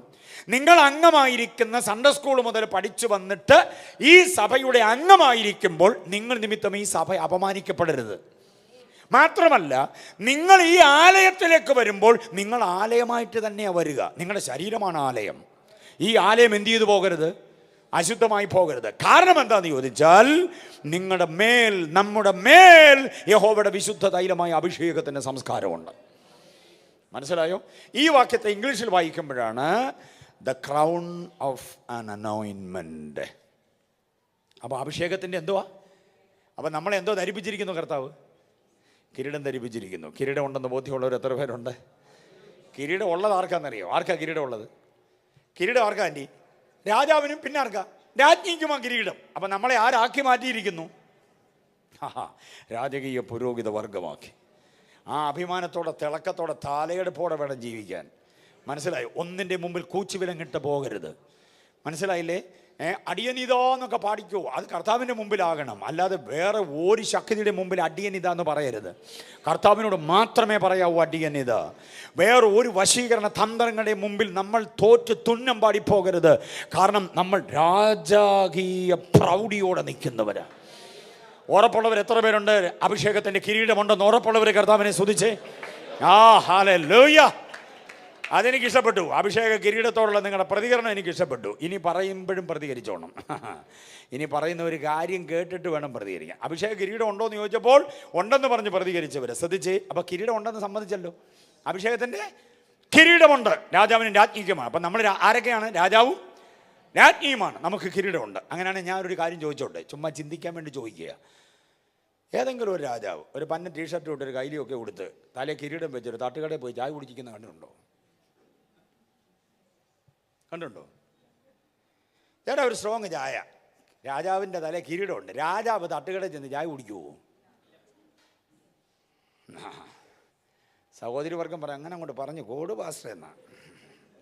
അല്ല, നിങ്ങളോട് എനിക്ക് ചോദിക്കാനുള്ളത്, ഒരു പന്ന നൈറ്റി ഇട്ടൊരു തോർത്ത് പോലും തോളത്തിടാതെ വീട് വീടാന്തരം കയറി ഇറങ്ങി ഫ്ലാറ്റ് വഴി ഇങ്ങനെ കയറി ഇറങ്ങി, ചേച്ചിയേ എന്തോ ആയി വിശേഷം എന്ന് ചോദിച്ച് നടക്കുന്ന രാജ്ഞിയെക്കൂടെ സങ്കല്പിക്കാൻ പറ്റുമോ? രാജ്ഞിക്കൊരു അന്തസ്സുണ്ട്. രാജ്ഞിയുടെ വഴിയൊന്ന് വേറെയാ, രാജ്ഞിയുടെ സംഭാഷണ ചാതുര്യതയൊന്ന് വേറെയാ, അവരുടെ ആദർശമൊന്ന് വേറെയാ. ആരെങ്കിലുമൊക്കെ പറഞ്ഞ കോമഡി കേട്ട എൻ്റെ പുറകെ നടന്ന് ചിരിക്കാനും, ആരാണ്ട് ഗുഡ് മോർണിംഗ് അയച്ചു അതിന് തിരിച്ച് ഗുഡ് മോർണിംഗ്, കഴിച്ചോ കുടിച്ചോ ഉടുത്തോ എന്നൊക്കെയുള്ള വാട്സപ്പിനകത്തെ വിലകെട്ട കുറേ ഇടപാടുകൾക്കൊന്നും ഒരു രാജ്ഞിയും നിൽക്കത്തില്ല. രാജ്ഞിക്ക് അന്തസ്സുണ്ട്, അഭിമാനമുണ്ട്, ആഭിജാത്യമുണ്ട്. രാജ്ഞിയുടെ ജീവിത വഴിയൊന്ന് വേറെ തന്നെയാണ്. രാജാവും അതേപോലെ. അവൻ നടക്കുന്ന പാതയൊന്ന് വേറെയാ, അവൻ്റെ സുഹൃത്തുക്കളൊന്ന് വേറെയാ, അവൻ്റെ ഇടപാടൊന്ന് വേറെയാ, അവൻ്റെ ഡീലിങ്സ് ഒന്ന് വേറെയാ. എത്ര പേർക്ക് മനസ്സിലാവുന്നുണ്ട്? ഇതാണ് രാജപ്രൗഢി എന്ന് പറയുന്നത്. നമ്മൾ രാജപ്രൗഢിയിൽ തന്നെ ജീവിക്കണം. മനസ്സിലായല്ലോ? ആരുടെയും ഔദാര്യത്തിൽ ഒരു രാജാവ് നിൽക്കത്തില്ല. ആരുടെയും ഔദാര്യത്തിൽ ഒരു രാജാവ് നിൽക്കത്തില്ല. രാജാവാണോ പ്രൗഢിയോടെ നിൽക്കണം. അതാ പൗലോസ് പറഞ്ഞത്, എന്നെ ശക്തനാക്കുന്നവൻ മുഖാന്തരം. നമ്മെ ശക്തീകരിക്കുന്ന ഒരു അനുഭവമുണ്ട്. ആ ശക്തിയോടുകൂടെ രാജത്വ പ്രൗഢി കാത്ത് സൂക്ഷിക്കാനിടയാകണം. ഉത്തമഗീതത്തിലൊരു വാക്യമുണ്ട്, എൻ്റെ പ്രിയേ ഞാൻ നിന്നെ ഫറവോന്റെ രഥത്തിന് കിട്ടുന്ന കുതിരയോട് ഉപമിക്കുന്നു. രാജകുതിരയുടെ ഒരു പ്രൗഢി ഉണ്ടല്ലോ. അത് രാജകുതിരയുടെ പ്രൗഢി എന്ന് പറഞ്ഞാൽ കഴുതയെ പോലെ ഇങ്ങനെ തലയും കുനിച്ചു പിടിച്ച് ആട്ടി നിൽക്കുന്ന ഒരു ഇടപാടല്ല. തല ഉയർത്തി നിൽക്കുന്ന രാജകുതിര, രാജതുരകം. മനസ്സിലായില്ലേ? അതേപോലെ നിൽക്കാൻ പറ്റണം നമ്മൾ. അതാണ് പറഞ്ഞിരിക്കുന്നത്, ആരും നമ്മളെ വിധിക്കരുത്. നീ ആ സഭയിലായിട്ട് എന്നെ ഇങ്ങനെ, നിന്റെ തലമുറ എന്നെ ഇങ്ങനെ ആയിപ്പോയെ, എന്നെ ഞാൻ അവിടെ കണ്ടായിരുന്നല്ലോ, ഇന്നാരുടെ കൂടെ കണ്ടായിരുന്നല്ലോ എന്നൊന്നും പറഞ്ഞ് ആരും നമ്മൾ എന്തോ ചെയ്യരുത്, വിധിക്കാൻ പാടില്ലാത്ത വിധം അന്തസ്സിൻ്റെ, അഭിമാനത്തിൻ്റെ, ആഭിജാത്യത്തിൻ്റെ, ആധികാരികതയുടെ, ആത്മിക പ്രൗഢിയുടെ കാവലാളായി മാറണം. നമ്മൾ വേറെ ആർക്കാണ്ടൊക്കെ സെക്യൂരിറ്റി ആകാൻ ശ്രമിക്കുന്നുണ്ട്. നമ്മൾ നമ്മുടെ തന്നെ സെക്യൂരിറ്റി ആകണം. നിന്റെ തലയിൽ കിരീടം പോകാതിരിക്കാൻ സൂക്ഷിച്ചോണം. നിന്റെ അഭിഷേകത്തിൻ്റെ ആ അനുഭവം വിട്ടുപോകാതിരിക്കാൻ സൂക്ഷിച്ചോണം. കുഞ്ഞുങ്ങൾ എവിടെ പഠിച്ചാലും അഭിഷേകത്തിൻ്റെ കിരീടം സൂക്ഷിച്ചുകൊണ്ട് നിൽക്കണം. അഭിഷേക സംസ്കാരം വാക്കുകളിലും പ്രവൃത്തിയിലും എല്ലാം അത് സൂക്ഷിച്ചേ പറ്റുള്ളൂ. അതാണ് മൂന്നാമത്തെ മുന്നറിയിപ്പ്. നാലാമത്തെ മുന്നറിയിപ്പ് നോക്കിക്കേ, അതിന്റെ 18-ാം വാക്യമാണ്. നാലാമത്തെ ദൂതന്മാരെ ആദരിക്കുന്നതിലും ആരാധിക്കുന്നതിലും രസിച്ച് സ്വന്തം ദർശനങ്ങളിൽ പ്രവേശിക്കുകയും തന്റെ ജഡമനസ്സിനാൽ വെറുതെ ചീർക്കുകയും തലമുറയെ മുറുകെ തലയെ മുറുകെ പിടിക്കാതിരിക്കുകയും ചെയ്യുന്നവരാരും നിങ്ങളുടെ വിരുദ് തെറ്റിക്കരുത്. കണ്ടോ? 4 പദങ്ങൾ ശ്രദ്ധിച്ചോണം. 1, വശീകരിച്ച് ആരും നിങ്ങളെ ചതിക്കരുത്. 2, ആരും നിങ്ങൾ എന്ത് ചെയ്യരുത്, കവർന്നു കളയരുത്. 3, ആരും നിങ്ങളെ, കുഞ്ഞുങ്ങൾ കേൾക്കുന്നുണ്ടോ? കുഞ്ഞുങ്ങൾ മക്കളമാർ കേൾക്കുന്നുണ്ടോ? 1, ആരും നിങ്ങളെ എന്ത് ചെയ്യരുത്, ചതിക്കരുത്. മോളെ, നിനക്ക് നല്ല സൗന്ദര്യമുണ്ട്, നിനക്ക് നല്ല സ്മാർട്ട്നെസ് ഉണ്ട്. മോനെ, നിനക്ക് നല്ല സ്മാർട്ട്നെസ് ഉണ്ട്. ഇതൊക്കെ ദൈവം നിന്നെ അലങ്കരിച്ചിരിക്കുന്നത് വേറെ ആരുടെയെങ്കിലുമൊക്കെ പുറകെ പോകാനല്ല. ദൈവം അലങ്കരിച്ച് നിന്നെ നിർത്തിയിരിക്കുന്നത് ദൈവനാമ മഹത്വത്തിന് വേണ്ടിയാണ്. നിന്റെ മമ്മിയുടെ കണ്ണുനീരാ നിന്റെ സൗന്ദര്യം, നിന്റെ പപ്പയുടെ വിയർപ്പാ നിന്റെ സൗന്ദര്യം. നീ അനുഭവിക്കുന്നതും ആസ്വദിക്കുന്നതും ഒക്കെ നിന്റെ മാതാപിതാക്കളുടെ അധ്വാനത്തിന്റെ ഫലമാ. അത് വേറെ ആരുടെയും സ്വാർത്ഥതയ്ക്കും വേറെ ആരുടെയും കുശാഗ്രതയ്ക്കും നീ വിട്ടുകൊടുക്കരുത്. നിന്നെ ഇത്രത്തോളം കൊണ്ടുവരാൻ ദൈവത്തിന് കഴിഞ്ഞെങ്കിൽ ഇതിലും മെച്ചമായ തലത്തിലേക്ക് നിന്നെ ഉയർത്താൻ നിന്റെ കൂട്ടുകാരികൾ, നിന്റെ കൂട്ടുകാരന്മാർ വിസ്മയിക്കത്തക്ക നിലയിലേക്ക് നിന്നെ ഉയർത്താൻ കർത്താവിന് കഴിയും. വിശ്വസിക്കുന്ന കുഞ്ഞുങ്ങൾ കർത്താവിനെ മഹത്വപ്പെടുത്ത്. നിന്റെ പപ്പായും മമ്മിയും പോയതിനേക്കാൾ കൂടുതൽ ദൂരം, യെസ്, അവർ നേടിയതിനേക്കാൾ കൂടുതൽ നേട്ടം, അവർ കണ്ടതിനേക്കാൾ കൂടുതൽ രാജ്യങ്ങൾ കാണാനൊക്കെ ദൈവം നിനക്ക് വഴി തുറക്കും. പക്ഷെ നീ സൂക്ഷിച്ചോണം. അവസാനം പറയുന്നൊരു കാര്യം, തലയെ മുറുകെ പിടിക്കാതിരിക്കുന്നവരെ ആരും നിന്റെ വിരുദെന്തോ ചെയ്യരുത്. തലയെന്ന് പറഞ്ഞാൽ ആരാ? നമ്മുടെ തല ക്രിസ്തുവാണ്. ആ ക്രിസ്തുവിന് മൂല്യം കൊടുക്കാത്ത ഒറ്റ ഒരുത്തൻ്റെ ഉപദേശം കേൾക്കരുത്. അതാണ് എൻ്റെ പാച്ച മലയാളം. യേശുവിൻ്റെ ദൈവത്വത്തെയും യേശുവിൻ്റെ കർത്തൃത്വത്തെയും അംഗീകരിക്കാത്ത ഒറ്റ ഒരുത്തൻ്റെ വാചകടി കേൾക്കാൻ നിൽക്കരുത് നീ. ക്രിസ്തുവിനെ വികലമാക്കാൻ ശ്രമിക്കുന്ന കുറെ പണ്ഡിതന്മാരും യേശുവിൻ്റെ ദൈവത്വത്തിൻ്റെ മഹത്വത്തെ വലിച്ചു കയറാൻ നിൽക്കുന്ന കുറെ ആളുകളുമുണ്ട്. അവൻ്റെ ഒന്നും വായ്ത്താരി കേൾക്കാൻ നിൽക്കരുത്. മനസ്സിലായോ? ക്രിസ്തു ദൈവമല്ലെന്നും അങ്ങനെയാണ് ഇങ്ങനെയാണെന്നൊക്കെ പറഞ്ഞ് പിള്ളേർ ഇത് കേൾക്കുമ്പോൾ ആകെപ്പാടെ പകച്ച്, ഞങ്ങളുടെ പാസ്റ്റങ്ങൾ ഇങ്ങനെ അല്ലല്ലോ പറഞ്ഞ്, പാസ്റ്റങ്ങളെക്കാൾ വിദ്യാഭ്യാസമുള്ള പുള്ളിയാണ് ഈ പറയുന്നേ എന്നൊക്കെ കേട്ടിട്ട് ക്രിസ്തുവിനെ മുറുകെ പിടിക്കാതിരിക്കുന്നവൻ്റെ വാചകമണി കേട്ടിട്ട് അതും പാസ്റ്ററുടെ പ്രസംഗവും തമ്മിൽ കണക്ട് ചെയ്യാൻ നീ പെടാപ്പാട് പെടരുത്. അവൻ വിവരക്കേട് വിളിച്ചു പറയുകയാണ്. തലയെ മുറുകെ പിടിക്കാതിരിക്കുന്നവൻ്റെ ഉപദേശമല്ല നിനക്ക് വേണ്ടത്, ക്രിസ്തുവിന് മൂല്യം കൊടുക്കുന്നവൻ്റെ ഉപദേശം, ക്രിസ്തു പരിജ്ഞാനത്തിൻ്റെ ഉപദേശം. ഹല്ലേലൂയ. യൂട്യൂബും ഫേസ്ബുക്കും ഒക്കെ താപ്പുന്നതും പരതുന്നതും ഒക്കെ കൊള്ളാം. ക്രിസ്തു നിഷേധാത്മകമായി ഒന്നിനും ചെവി കൊടുക്കരുത്. യേശു ഏറ്റവും മഹത്വപൂർണമായ മഹത്വത്തിൻ്റെ ആളത്വമാണ്. ക്രിസ്തുവിൻ്റെ മഹത്വം പഠിച്ചോണം ജീവിതത്തിൽ മൊത്തമായിട്ട്. മനസ്സിലായില്ലേ?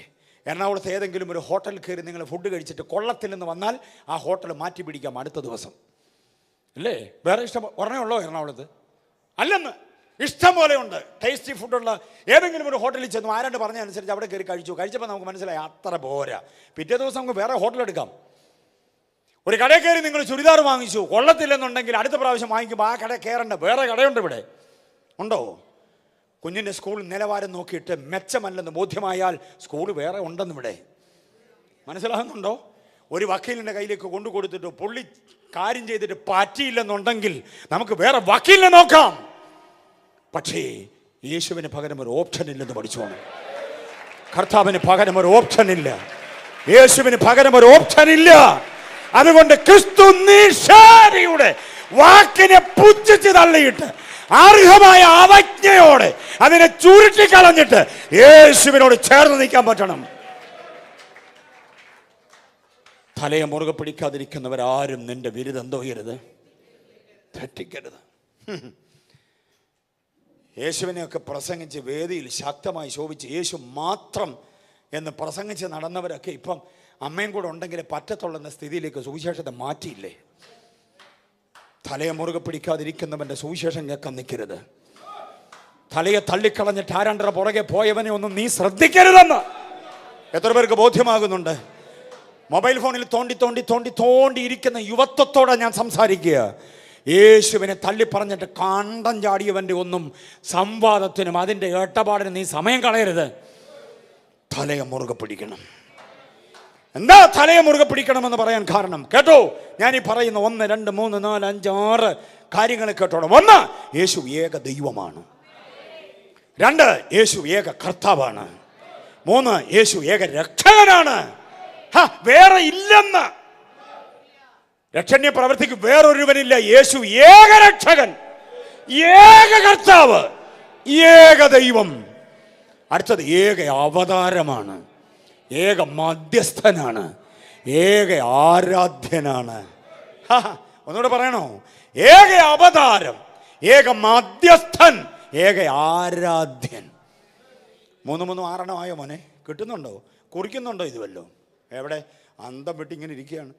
ഇതൊക്കെ യോഗം കഴിയുമ്പോൾ മറന്നു പോകും. അതുകൊണ്ട് ഈ കുറിക്കണമെന്നൊക്കെ പറയുന്നത്. അല്ലെങ്കിൽ ഈ മെസ്സേജ് ഒന്നുകൂടെ കേൾക്കണം, അന്നേരമെങ്കിലും കുറിക്കണം. ഒന്നുകൂടെ പറയാം, യേശു ഏക ദൈവമാണ്. 1, 2 ഏക കർത്താവാണ്. 3 ഏക രക്ഷകനാണ്. 4 ഏക അവതാരമാണ്. ഈ ഏക ചേർത്ത് പറയുന്നതിന്റെ കാരണം വേറൊന്നും ഇല്ലാത്തത് കൊണ്ടാ. വേറൊന്നിന്റെ പുറകെ നീ പോകരുത്, യേശു മാത്രം. ഹല്ലേലൂയ. ഏക അവതാരം, തീർന്നില്ല, ഏക മധ്യസ്ഥൻ, ഏക ആരാധ്യൻ.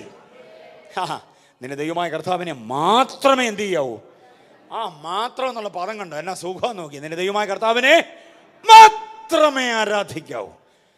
സൂര്യനെ ആരാധിക്കുന്നു, ചന്ദ്രനെ ആരാധിക്കുന്നു, നക്ഷത്രങ്ങളെ ആരാധിക്കുന്നു, ഒഴുകുന്ന പുഴയെ ആരാധിക്കുന്നു, ഇലച്ചാർത്തുള്ള വൃക്ഷങ്ങളെ ആരാധിക്കുന്നു, കാട്ടുമൃഗങ്ങളും നാട്ടുമൃഗങ്ങളും പറവകളും പ്രാണികളും ആരാധനയ്ക്ക് വേണ്ടി തിരഞ്ഞെടുക്കുന്നു. എന്തെങ്കിലും ഇന്ദ്രജാല മഹേന്ദ്രജാലങ്ങൾക്ക് ശേഷിയുള്ള ആണിനെ പെണ്ണിനെയും ആരാധിക്കുന്നു. പക്ഷെ വചനം പറയുന്നു, നിന്റെ ദൈവമായ കർത്താവിനെ മാത്രമേ. ആണിനെയും പെണ്ണിനെയും മണ്ണിനെയും ഒന്നും ആരാധിക്കരുത്. പശുവും കാളയും കോഴിയും എരുമയും പോത്തും ആടും എല്ലാം ഇവിടെ ആരാധന മൂർത്തികളായി പരിണമിക്കപ്പെടുന്ന ഒരു ഗതികെട്ട ദൈവശാസ്ത്രം പ്രബലമായി വളർന്നു വരുമ്പോൾ ചാങ്കുറപ്പോടെ പറയണം, നിന്റെ ദൈവമായ കർത്താവിനെ മാത്രമേ ആരാധിക്കാവൂ.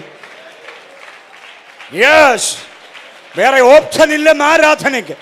വിടുതലിന് വേറെ ഓപ്ഷൻ ഇല്ല, അനുഗ്രഹത്തിന് വേറെ ഓപ്ഷൻ ഇല്ല. കർത്താവ് മാത്രം, കർത്താവ് മാത്രം. എത്ര പേര് അംഗീകരിക്കുന്നുണ്ടത്? ഹല്ലേലൂയ. അപ്പൊ 3 6 അടുത്ത് കേൾക്കണം. 3 ഏക നായകനാണ് കർത്താവ്. ഏക നായകനാ, ജീവനായകൻ, വിശ്വാസനായകൻ. കണ്ടോ? അങ്ങനെ നായകത്വം ഫലതാ കർത്താവിന്. ജീവന്റെ നായകൻ, വിശ്വാസത്തിന്റെ നായകൻ. എത്ര അനുഗ്രഹിക്കപ്പെട്ട നായകത്വമാ കർത്താവിന്. അപ്പം യേശു നായകന്മാരുടെ കൂട്ടത്തിലൊരു നായകനല്ല, പിന്നെ ഏക നായകൻ. അടുത്തത് ഏക യോഗ്യനാണ്. യോഗ്യനായിട്ട് ഒരു പുരുഷകായമേ ഉള്ളൂ. നമുക്കൊക്കെ ചില കാര്യങ്ങൾ യോഗ്യനുണ്ട്, പക്ഷേ സർവ്വയോഗ്യതകളും കൂടെ ഒരുമിച്ച് നിറഞ്ഞു നിൽക്കുന്ന കർത്താവില്ല. അതുകൊണ്ട് കർത്താവ് ഏക യോഗ്യനാണ്. ഏക യോഗ്യൻ. യോഗ്യന്മാരില്ലല്ലോ എന്ന് പറഞ്ഞിട്ട് യോഹന്നാൻ കരയുമ്പോൾ പറയുന്നു, യോഗ്യനായിട്ട് ദേ ഒരുവൻ വരുന്നു, അവൻ യോഗ്യനാണ്. പുസ്തകം തുറപ്പാനും മുദ്ര പൊട്ടിക്കാനും യോഗ്യനായവൻ. അടച്ചു വച്ചിരിക്കുന്ന ചില മുദ്രകളുണ്ട്, അത് പൊട്ടിച്ച് നിനക്കുള്ളത് വീതിച്ചു തരാൻ യോഗ്യനായ ഒരുവൻ മാത്രമേ ഉള്ളത്, യേശു മാത്രം. സ്തോത്രം. ഏക നായകനാണ്, ഏക യോഗ്യനാണ്. കൂട്ടത്തിൽ 9ാമത് ഒരെണ്ണം കൂടെ കേട്ടോ, ഏക പരിശുദ്ധനാണ്. ഏക പരിശുദ്ധനാണെന്ന് എത്ര പേർക്ക് സ്തോത്രം പറയാൻ പറ്റും? എല്ലാവരും കൂടെ സ്തോത്രം സ്തോത്രം സ്തോത്രം പറഞ്ഞ് പരിശുദ്ധനാക്കിയതല്ല, അവൻ പരിശുദ്ധിയിൽ വന്നവൻ. ഹല്ലേലൂയ. സ്തോത്രം. ഇവിടെ ഹോയ് ഹോയ് പറയാൻ പിണിയാളികൾ പിന്നിലില്ലെങ്കിൽ ചിലരുടെ ആകെയുള്ള അഭിമാനം ആഭിജാത്യം താരികടനിത്തൈന് തറയെ പോകും. പക്ഷെ എൻ്റെ യേശുവിനെ നമ്മൾ ആരും സ്തോത്രം ചെയ്തില്ലെങ്കിലും അവൻ വിശുദ്ധിയിൽ വിരാജിക്കുന്നവനാണ്. ഹല്ലേലൂയ. വിശുദ്ധനായവൻ. സ്തോത്രം. മറിയടുത്ത് ദൂതം എന്ന് പറഞ്ഞത്, അത്യുന്നതന്റെ ശക്തി നിന്റെ മേൽ നിഴലിടുമ്പോൾ ഒരു പ്രജ ഉണ്ടാകുമെന്നല്ല, ഒരു കുഞ്ഞുണ്ടാകുമെന്നല്ല, വിശുദ്ധ പ്രജ. അപ്പം മനുഷ്യാവതാരം, ദ ഇൻകാർണേഷൻ നടക്കുമ്പോഴും വിശുദ്ധിക്ക് മാറ്റമില്ലാതെ സംഭവിച്ചത്. വിശുദ്ധ പ്രജയാണ്, വിശുദ്ധ പ്രജ. ഹല്ലേലൂയ. അപ്പോൾ യേശു ആരാന്നാ പറഞ്ഞ? 9ാമത്തെ ചിന്ത, ഏക പരിശുദ്ധന. 9 എണ്ണമായിട്ട് കൊണ്ടുപോകണ്ട, 10 എണ്ണം. 9ാമത്തെ ദിവസമായിട്ട് 9 എണ്ണം മതിയായിരിക്കും അല്ലേ? പ്രൈസല്ലോ. 10 നാളത്തെ കൂടെ ഒരെണ്ണം അഡ്വാൻസ് ആയിട്ട് തരാം. ഏക ന്യായാധിപനാ. ഏക ന്യായാധിപൻ. ആരും വിടത്തില്ല, ഒരുത്തനും വിടത്തില്ല. കൈയിട്ട് വാരിയവനും കീശ വീർപ്പിച്ചവനെ, ജനത്തിൻ്റെ നന്മ അപകരിച്ചവനെ. ഇവിടുത്തെ കോടതികളൊക്കെ ചിലപ്പം ഓച്ചാനിച്ച് മാറി നിൽക്കും, ഇന്നോരുടെ നേരെ എങ്ങനാ എന്ന് വിചാരിച്ച്. പക്ഷെ ഒരു ന്യായാധിപൻ വെളിപ്പെടാൻ പോവുകയാണ്. ആരും വിടത്തില്ലവൻ, ആരും വിടത്തില്ല. ഓ, നമ്മൾ രാത്രിയിൽ നമ്മൾ പകലിലും ചെയ്തത്, ചിന്തിച്ചത്, പ്രവർത്തിച്ചത്, ഹല്ലേലൂയ, ദോഷം വന്ന സകല സംഗതികളെയും നേരെയാക്കി ന്യായം വിധിപ്പാൻ കഴിയുന്ന ഒരേ ഒരു പരമാധികാരി, അവൻ ഏക ന്യായാധിപൻ. അതുകൊണ്ട് ശ്രദ്ധിച്ചോണം, ക്രിസ്തു യേശുവുമായി ബന്ധപ്പെട്ട കാര്യങ്ങൾ പറയുമ്പോൾ ഈ ഏക എന്ന പദത്തിന് എന്നാ സൗന്ദര്യം എന്നറിയാമോ? ഇതുപോലെ വേറൊരാളൂടെ ഉണ്ടെങ്കിൽ ക്രിസ്തുവിന് ഇത്തരം മഹത്വം വരത്തില്ല. ക്രിസ്തുവെന്ന തലയെ മുറുകെ പിടിക്കാതിരിക്കുന്നവൻ ആരും നിങ്ങളുടെ വിരുദെന്തോ ചെയ്യരുത്. അതാണ് നാലാമത്തെ മുന്നറിയിപ്പ്. ആ വിരുദുണ്ടല്ലോ, ടാസ്ക് പൂർത്തീകരിക്കണം. ഇടയ്ക്കിട്ടിട്ട് പോകരുത് വെച്ചാ. വിശ്വാസത്തിൻ്റെ തീവ്രത കൂടിക്കൂടി വന്നിട്ട് ഏറ്റവും ഒടുവിൽ ഈ നെഞ്ചകത്തുനിന്ന് പ്രാണൻ പുറത്തു വരുന്നത് വരെ കർത്താവ് ഏൽപ്പിച്ച ദൗത്യത്തിൽ നിൽക്കണം. കുഞ്ഞുങ്ങൾ കേട്ടെ, പഠിക്കാൻ തന്നെ അവിടെ ഇവിടെയും വിട്ടാൽ ആ കോഴ്സ് പൂർത്തിയാക്കണം. ഇടയ്ക്കിട്ടിട്ട് തിരിച്ചു പോരരുത്. ബൈസ്കൂളിൽ പഠിക്കാൻ സഭയായിട്ട് പ്രാർത്ഥിച്ച് സൂട്ട്കേസ് വാങ്ങിച്ചു കൊടുത്ത് മുണ്ടു ഉടുപ്പും പാൻസ് ഷർട്ടും എല്ലാം വാങ്ങിച്ചു കൊടുത്ത് 6 മാസം കഴിഞ്ഞപ്പോൾ തിരിച്ച് വെട്ടിയെടുത്തുകൊണ്ട് വീട്ടിൽ പോന്നു. എന്നാ പറ്റി? അവിടെ ഫുഡ് ശരിയല്ലെന്ന്. നീ ഫുഡ് കഴിക്കാനാണോ പോയെ? ചപ്പാത്തി തികയുന്നില്ലെന്ന് ബൈസ്കൂളിൽ, എന്നും രസവും കഞ്ഞിയാണെന്ന് അതും പറഞ്ഞ് അവൻ തിരിച്ചു പോരുക. മനസ്സിലായില്ലേ? അങ്ങനെ കോഴ്സ് പൂർത്തീകരിക്കാതെ, ബൈബിൾ സ്കൂൾ പഠനം വരെ പൂർത്തീകരിക്കാതെ തിരിച്ചു പോകുന്ന വിദ്വാൻമാരുണ്ട്. അന്യായ പണം മുടക്കി മാംഗ്ലൂരും പൂനെയിലും വിട്ടതാ. അവിടെ കാലാവസ്ഥ ശരിയല്ല, ഫുഡ് ശരിയല്ല എന്നൊക്കെ പറഞ്ഞ് തിരിച്ചു പോകുന്ന പുള്ളികളൊക്കെ ഉണ്ട്. നീ പൂർത്തീകരിക്കണമെങ്കിൽ തലയെ മുറുകെ പിടിച്ചോണം. മക്കളെ ഉപയോഗിക്കുന്ന ഓരോ നയാ പൈസയും ഞാൻ മുമ്പേ പറഞ്ഞ പോലെ നിൻ്റെ മാതാപിതാക്കളുടെ ശരീരത്തിൻ്റെ വിയർപ്പാണെന്ന് പഠിച്ചോണം. അതെല്ലാം നീ മടക്കി കൊടുത്തേ പറ്റുള്ളൂ, അതെല്ലാം നീ തിരിച്ചു കൊടുത്തേ പറ്റൂ. അതുകൊണ്ട് പൂർത്തീകരിക്കേണ്ടതെല്ലാം എന്തോ ചെയ്യണം? പൂർത്തീകരിക്കണം. ഞാൻ ഭയത്തോടെ പറയുന്നൊരു കാര്യം, യേശുവിൻ്റെ കൂടെ നടന്നിട്ടും പൂർത്തീകരിക്കാതെ വഴിമാറിപ്പോയി നാശയോഗ്യമായ പാതയിലേക്ക് പോയി യൂദാച്ചനെ ഓർമ്മയുണ്ടോ? യേശുവിൻ്റെ കൂടെ നടന്നതാ, പൂർത്തീകരിച്ചില്ല. മനസ്സിലായില്ലേ? അപ്പോസ്തലനായ പൗലോസിന്റെ കൂടെ നടന്ന ദേമാസ് പൂർത്തീകരിച്ചില്ല, വഴിമാറിപ്പോയി. യെരുശലേം സഭയായിരുന്നു ദൈവസഭയുടെ ആദ്യത്തെ അനുഗ്രഹിക്കപ്പെട്ട ഒരു കൂടിവരവ്. അതിനകത്ത് പ്രധാന അംഗങ്ങളായിരുന്നു അനന്യ, സഫീറ. പൂർത്തീകരിച്ചില്ല, ഇടയ്ക്ക് വഴിമാറിപ്പോയി. മനസ്സിലായില്ലേ? ഫിലേത്തോസും ഹുമനയോസും വിശ്വാസ കപ്പൽ തകർന്ന് വഴിമാറിപ്പോയവരാ, പൂർത്തീകരിച്ചില്ല. കാരണം തലയെ മുറുകെ പിടിക്കാതിരുന്നത് കൊണ്ടാ. പക്ഷെ തലയെ മുറുകെ പിടിച്ച ഒരു ഭക്തൻ പറയുന്നു, ഞാൻ എൻ്റെ വിശ്വാസം കാത്തു, ഞാൻ ഓട്ടം തികച്ചു. ഇത് പറയാൻ എനിക്ക് നിങ്ങൾക്ക് കഴിയണമെങ്കിൽ തലയെ മുറുകെ പിടിക്കണം. ആരും നിങ്ങളുടെ വിരുദ് തെറ്റിക്കല്ലേ. വിശ്വാസ ജീവിതത്തെ അങ്ങേ അറ്റത്തുകൊണ്ട് എത്തിക്കാൻ കഴിയണം. അത് മനസ്സിലായവർ ദൈവത്തെ സ്തുതിച്ചേ. വിശ്വാസ ജീവിതത്തിന്റെ വഴിത്താറെ അങ്ങേ അറ്റത്തുകൊണ്ട് എത്തിക്കാൻ പറ്റണം. കുഞ്ഞുങ്ങൾക്ക് വേണ്ടി ഞാൻ 3 പദങ്ങൾ പറയാം. 3 പദങ്ങൾ മക്കളെ ശ്രദ്ധിച്ചോണം. ഒന്നാമത്തെ പദം അധമം, രണ്ടാമത്തെ പദം ഉത്തമം, മൂന്നാമത്തെ പദം അത്യുത്തമം. പ്രസംഗിക്കാൻ കൊള്ളാം. രാത്രി ഇതൊരു ഓൺലൈനിൽ പറയാനായിരുന്നു, ഞാൻ വെളുക്കുന്നിടം വരെ പ്രസംഗിച്ചാൽ ഈ 3 കാര്യങ്ങൾ. ഒന്നാമത്തെ എന്തുവാ? അധമം, ക്രിസ്തുരഹിത കാലം, ദൈവവുമായി ബന്ധമില്ലാത്ത കാലം, അനാത്മികതയുടെ കാലം, തിന്ന് കുടിച്ച് മതിച്ച് പൊളച്ച് ജീവിക്കുന്നൊരു കാലം. അതാണ് ഏത്? അധമം. അധമകാലത്തിൽ തട്ടിപ്പോയ നരകത്തിലേക്കല്ലാതെ വേറെ ഓപ്ഷനില്ല. പക്ഷേ അധമകാലത്തിൽ നിന്ന് ക്രിസ്തുവിൻ്റെ സ്നേഹം നമ്മെ തേടിയെത്തി നാം ആ കർത്താവിനെ അംഗീകരിച്ചു കഴിഞ്ഞപ്പോൾ ചുവട് വെച്ച കാലമാണ് ഏത്? ഉത്തമം. ഇപ്പം സഭയിലാ, ഡെലിവറൻസ് ചർച്ചിലാ, ഉത്തമ കാലത്തിലാണ് കേട്ടോ. ഉത്തമ കാലത്തിൽ നിന്ന് മാത്രമല്ല, ഉത്തമ തലത്തിലാണ്. ഉത്തമ തലത്തിൽ നിന്ന് മാത്രമല്ല, ഉത്തമരോടുകൂടെയുള്ള സഹവാസത്തിലാണ്. മനസ്സിലായില്ലേ? അധമകാലത്തിൽ നീ പാടിയത് അധമഗീതങ്ങളാ, ഇപ്പം നീ പാടുന്ന ഉത്തമ ഗീതങ്ങളാ. ഉത്തമഗീതം എന്ന് പറഞ്ഞാൽ ശലോമോന്റെ ഉത്തമഗീതമല്ല, ക്രിസ്തുവിൻ്റെ അപദാനങ്ങൾ വർണ്ണിക്കുന്ന ഗീതങ്ങളാ. മനസ്സിലായില്ലേ? പണ്ട് പാടിക്കൊണ്ടിരുന്ന ഏതൊക്കെയാണെന്നറിയാമല്ലോ? മൂളാൻ പോലും പറ്റത്തില്ലല്ലോ. ക്രൈസ്തവ വേദികൾ മൂളാൻ പോലും പറ്റാത്ത പന്ന പാട്ടുകളും പാടിക്കൊണ്ടിരുന്നു. പക്ഷേ ഇപ്പം നമ്മൾ പാടുന്നത് എപ്പോഴും ക്രിസ്തു.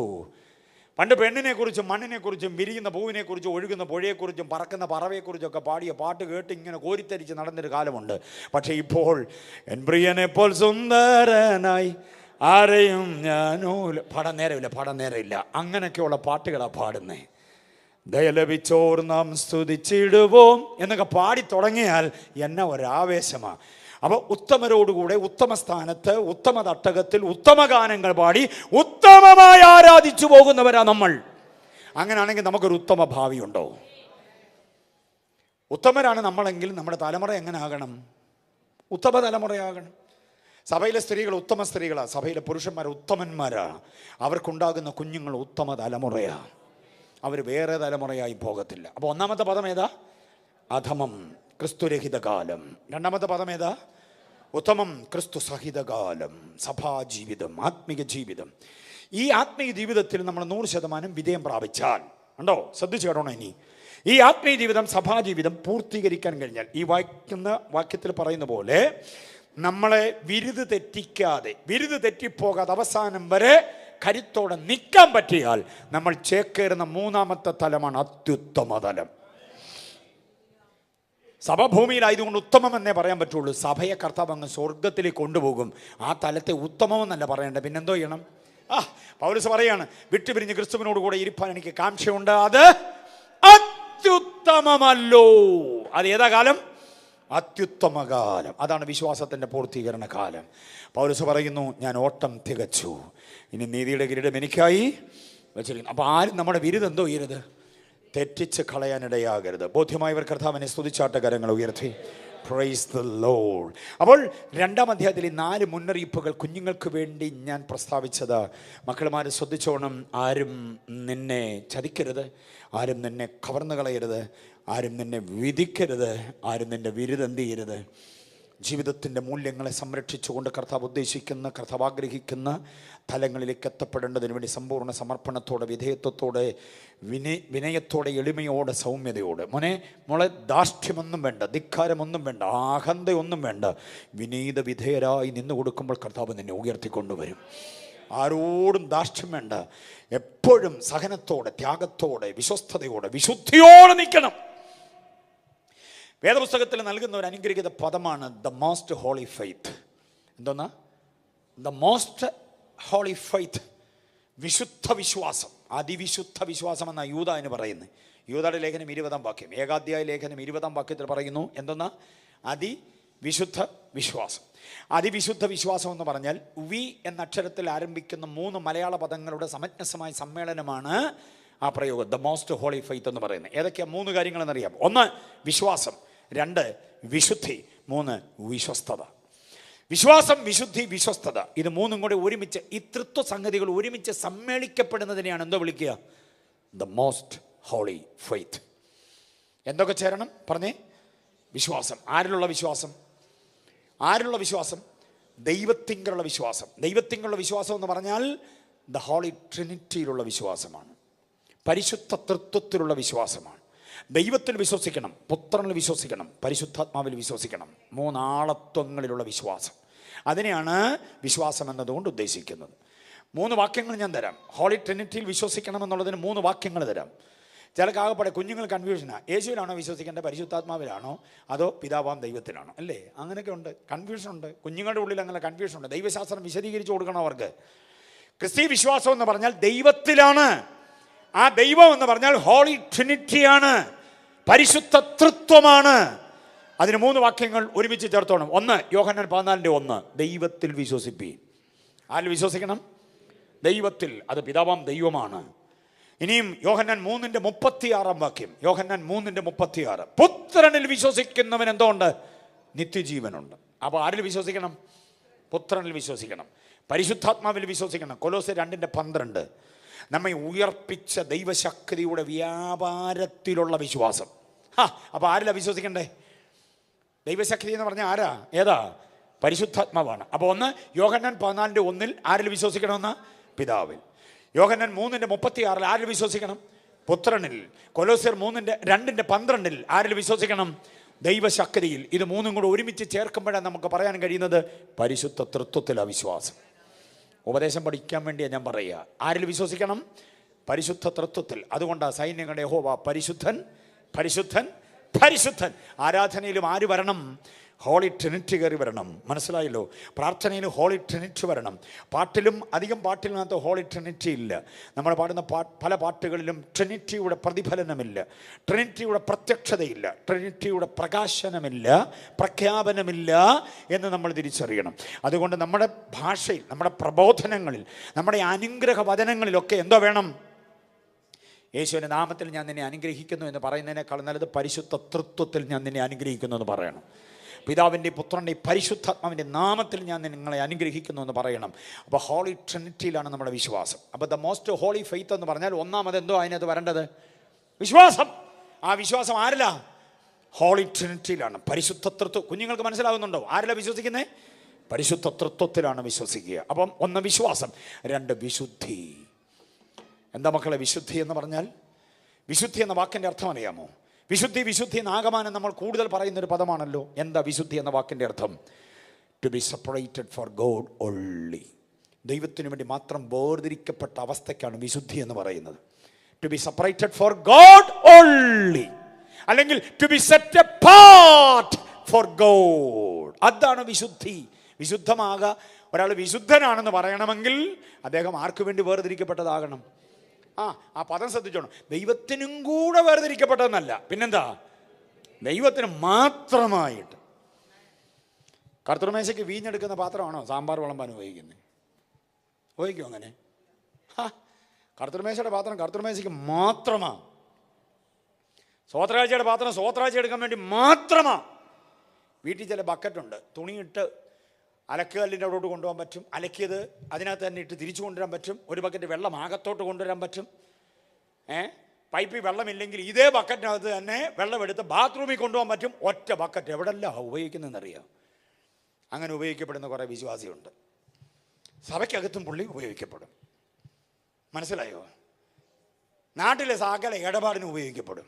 രാഷ്ട്രീയ പാർട്ടിയും ആദ്യം ഇതും ദൈവമല്ലാത്ത ഏത് ഇടപാടിനും ഉപയോഗിക്കപ്പെടും. ചുരുക്കി പറഞ്ഞാൽ ഒറ്റ പാത്രം പലതിനും, മൾട്ടിപർപ്പസ്.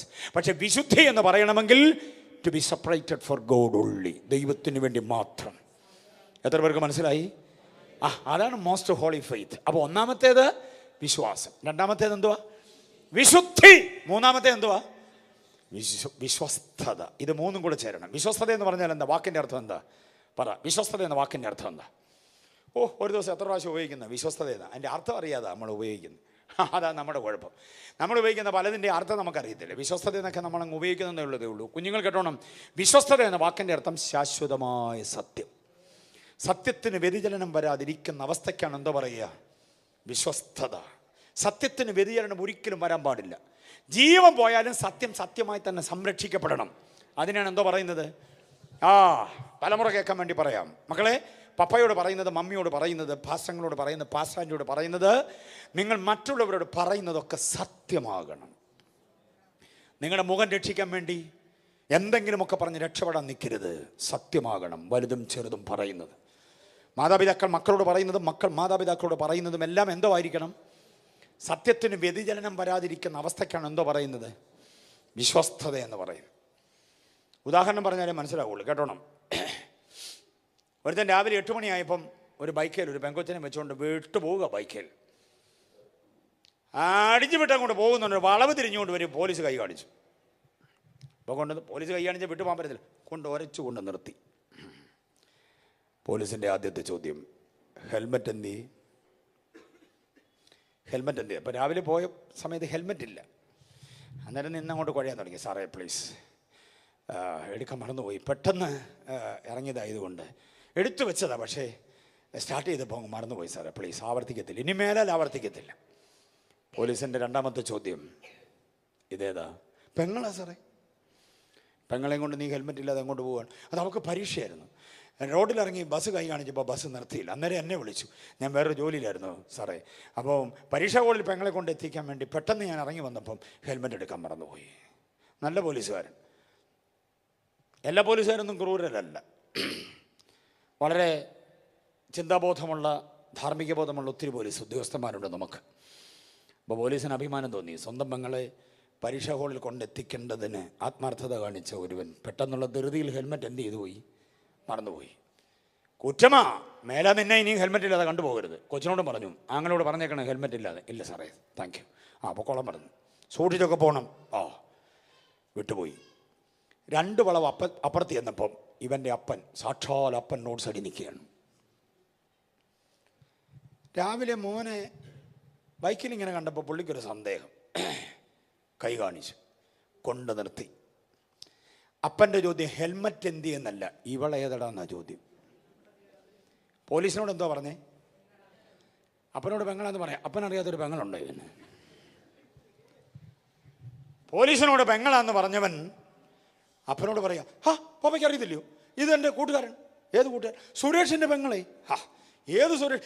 എൻ്റെ കൂടെ +2 വരെ പഠിച്ച സുരേഷിനെ പപ്പയ്ക്ക് അറിയാത്ത പോലെ. കൂടെ വീട്ടിൽ വരുന്ന സുരേഷിനെ ഞാൻ ഓർക്കുന്നില്ല. അങ്ങനെ ഒരു കൂട്ടുകാരനുണ്ട് എനിക്ക്, അവൻ്റെ പെങ്ങളാ. അല്ല, നീ സുരേഷിൻ്റെ പെങ്ങളെയും കൊണ്ട് രാവിലെ എങ്ങോട്ട് പോവുക?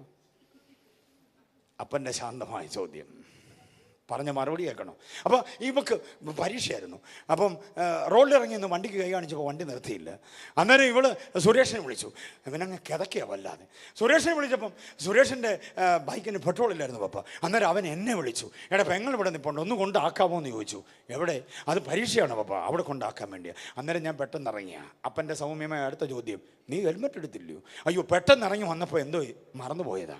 ആയിക്കോട്ടെ. കൂട്ടുകാരൻ്റെ സഹോദരിയെ പരീക്ഷാ ഹാളിൽ എത്തിക്കാനുള്ള മകൻ്റെ ആത്മാർത്ഥത അപ്പന് ഇഷ്ടം തോന്നി. പൊക്കോളം പറഞ്ഞു. അപ്പനോട് താങ്ക്സ് പറഞ്ഞ് പോവുക. 2 വളവ് അപ്പുറത്ത് ചെന്നപ്പോൾ സാക്ഷാൽ സുരേഷ് റോഡിൽ നിൽക്കുകയാണ്. സത്യത്തിൻ്റെ മുഖം മാറുന്നുണ്ടോ? പോലീസിൻ്റെ മുമ്പിൽ ആരായിരുന്നു പെണ്ണ്? അപ്പൻ്റെ മുമ്പിൽ ആരായിരുന്നു? കൂട്ടുകാരൻ്റെ പെങ്ങള. സുരേഷ് റോഡിൽ നിന്ന് ഇവനോട് ചോദിച്ചത് ഹെൽമെറ്റ് എന്ത് ചെയ്യുന്നു അല്ല, ഈ പെണ്ണ് ഏതാന്നും അല്ല, ഇതേതാടാ ഈ പുതിയ സാധനം. ഇന്നലെ ഇവൻ വേറൊണ്ണത്തെ കൊണ്ട് പോകുന്ന കണ്ടതവൻ. അപ്പം പണി ഇത് തന്നെയാണ്. മനസ്സിലായില്ലേ? ഇതാണ് സത്യത്തിന് മാറ്റം സംഭവിക്കുക എന്ന് പറയുന്നത്. സത്യത്തിന് വ്യതിചലനം. പാസ്റ്ററോടൊന്ന് പറയും, വീട്ടിൽ വേറൊന്ന് പറയും, കൂട്ടുവിശ്വാസിയോടൊന്ന് പറയും, അവിടുത്തെ കവലയിലൊന്ന് പറയും, ഇവിടുത്തെ കവല വേറൊന്ന് പറയും.